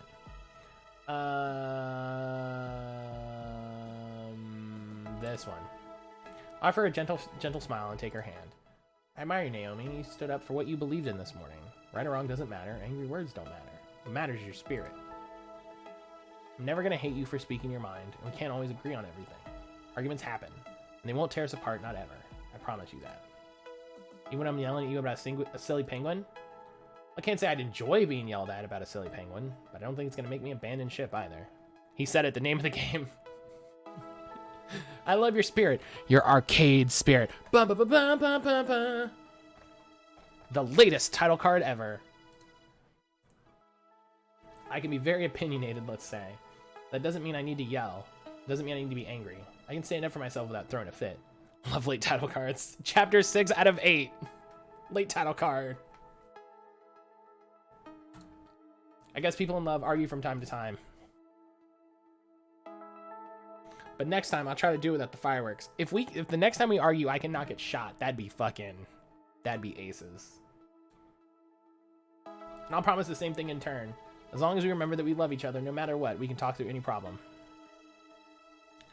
It's gonna take a lot more than a little shouting about a penguin to make me break up with you, Matt. I think you're stuck with me for a long, long time. How about getting shot? You gonna break up with me because I got shot? I trust you to protect my dream, even when you have to protect me from myself. I hate having to pull you back from that dream, though. You're not. You're helping me be realistic about things. Miss Francine was a dreamer, but she also tried to be realistic. I should aspire to be more like her. I guess I just freaked out a little when Gavin stepped in and stepped on my idea. Obviously, he doesn't care about my dream the way you do. And we're back to the Gavin versus Naomi rivalry. Naomi, it's time to squash this beef. I got shot. Can I ask you for one favor? Because I got shot, can you squash this Gavin beef?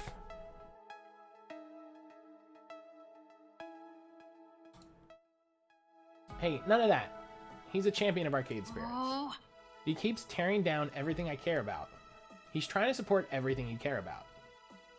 Like today, he wanted to protect your dream by keeping your enthusiasm from landing us in legal hot water.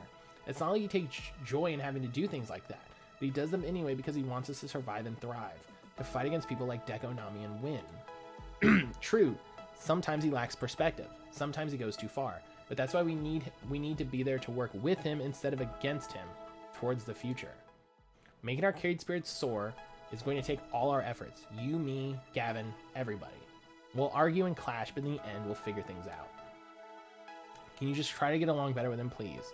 Try to understand him instead of falling back on assuming he's a villain. Okay, for you, I can try. Okay, cool, thank you. Yeah, I got shot. Can I ask you one favor because I got shot? I'd like to avoid something like this happening again. I want us to get along, honest, all of us. I would also like to avoid this, where I got shot. And speaking of the devil of arcade spirits arrives. Apologies. And am I interrupting? I want to be certain Matt was well. He'll be fine. And she slaps my leg, and I'm like, ah! My gun wound. We'll be fine, all of us. But Matt could possibly use some more rest at this point. Gavin, how about we go raid the snack machines and talk? Party? Talk? About what? You know, stuff and things. I feel like we never actually sit down and talk, you and I. Hooray, friends. All it took was me getting shot. Yommers offers me a quick but very careful hug before leading a confused Gavin out the door. Gavin, I want a hug. Bring it in, bud. Gavin looks like he's good at hugs. Hopefully, they'll find some common ground. It'd be nice for something positive to come out of the mess that was our opening day. Instead of, being shot. Seeing the person I care for most is certainly a boon to my spirit. Not flirting up with Gavin. It's not even flirting. Just give me a hug, bud. I got shot. I deserve a hug. Okay, what this is teaching me is if I'm ever shot, I'm going to milk it for all that it's worth. Everything is going to be, I'm going to milk everything if I get shot. Oh my God, can I have 2 scoops of ice cream, for my bullet wound? I did get shot. Now, if they could only do something about the food here. With my heart calm, my body finally tells me it's exhausted. I snuggle into the corners as a yawn escapes me. Just I'm about to roll over and drift off to sleep, another visitor drops in. It's the fucking lovely chainsaw guru here to finish the job. It's well past visiting hours, but with no small amount of both dread and relief, I'm glad to see her. Oh, it's Jean de Fame. Called it. Mr. Cater, a word if you will. I'm gonna get bad reviews for getting shot. Hey, can I get this game 50% off? I got shot. Hey, can I get like 10%? Not like a big deal, but like I had a coupon. Act like I had a coupon. I try to straighten myself up from my pillow backrest. Time to put on my professional front, even if I'm in excruciating pain. Well, I should start by explaining what happened today isn't exactly indicative of. I should hope it was. Yeah, really. It's hard to. What? Seems I've misjudged your character based on an initial unpleasant interaction. What I saw today, clearly, you are no fool nor a coward. I let my need to protect my family override my better judgment. How absurd to paint everything you've built at Arcade Spirits with that brush all over a small matter. I saw you selflessly throw yourself in front of that bullet. You didn't have to do that. You chose to do that. It's indicative of someone who isn't simply in this for money, as so many in this industry are. If you look at this corner, there's a drop of blood, so maybe 75%. Listen, can I get like a large soda? I know I paid for the medium. Can I get like an upgrade? I got shot. Do you see this? Do you see this big bullet wound here? You protected your friends and coworkers. It's an admirable act of heroism and one I'll not soon forget. I suppose I've become a bit jaded, all those eager to cash in on the arcade scene. All the large-scale arcades I have to review tend to be very impersonal and cold. So you were impressed with our arcade? Well, let's not go that far. Fucking. I can't say I was thrilled with the amount of mayhem and disaster going on even before a gang war broke out. But I will say I've only ever seen that amount of mayhem and disaster once before. It's highly unusual to say the least. Matt prints a card saying, I got shot, give me 25% off. The last time I reviewed a small up-and-coming arcade similar to yours, everything went wrong. Everything. I wrote my review in an honest fashion, and as a result of my scathing pen, the place was sold and closed down within a month. Oh, please don't do that. Sold to a notable figure in this industry. Wait, you don't mean... Yes. Dekonami. Such is the fate of any arcade who dares stands up to him. Your prior business, the Funplex, only escaped being devoured by being far too small to be worthwhile. Sadly, your enthusiasm may have put it in his crosshairs. If you cannot tidy up your reputation after today's affairs, Arcade Spirits will be next. Again and again. torn down by Dekonami. This time he didn't even have to lift a finger. By pure coincidence, the ghost monsters wrecked everything before he could exact any revenge. All he has to do is swoop in and buy out what's left of our dreams. However, I've come to a decision. Given I was a first-hand witness to your troubles, which were clearly not your fault, and given your willingness to put even your own life on the line for your arcade, I'm going to tell my editor I need more time, that I want to return in 1 week to get a more accurate and mature overview of your operation. 1 week. It's the best I can offer you.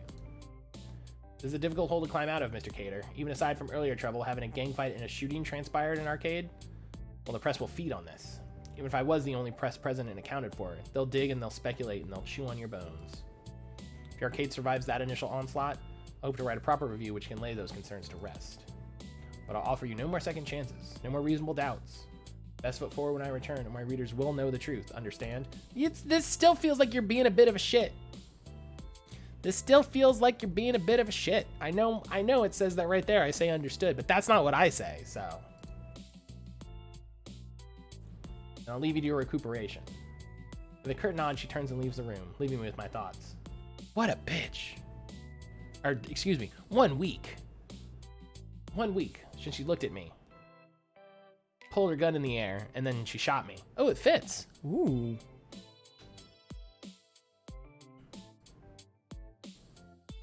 I've got exactly 1 week to completely rebuild our reputation. Chickadee China the Chinese chicken, and clear the good name of arcade spirits. Otherwise, it's game over for all of us.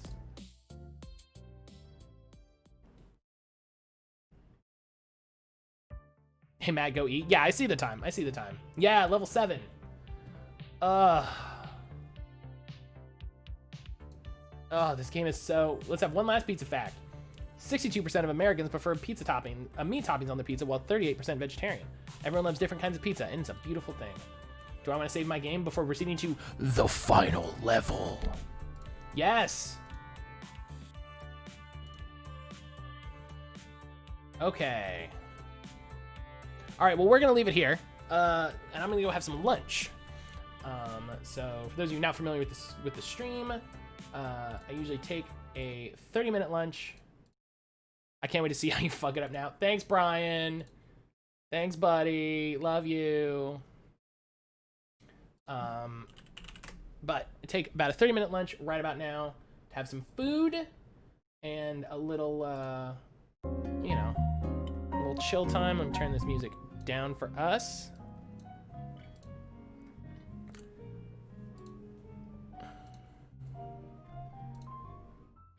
Maybe if you tried to save her. How dare you?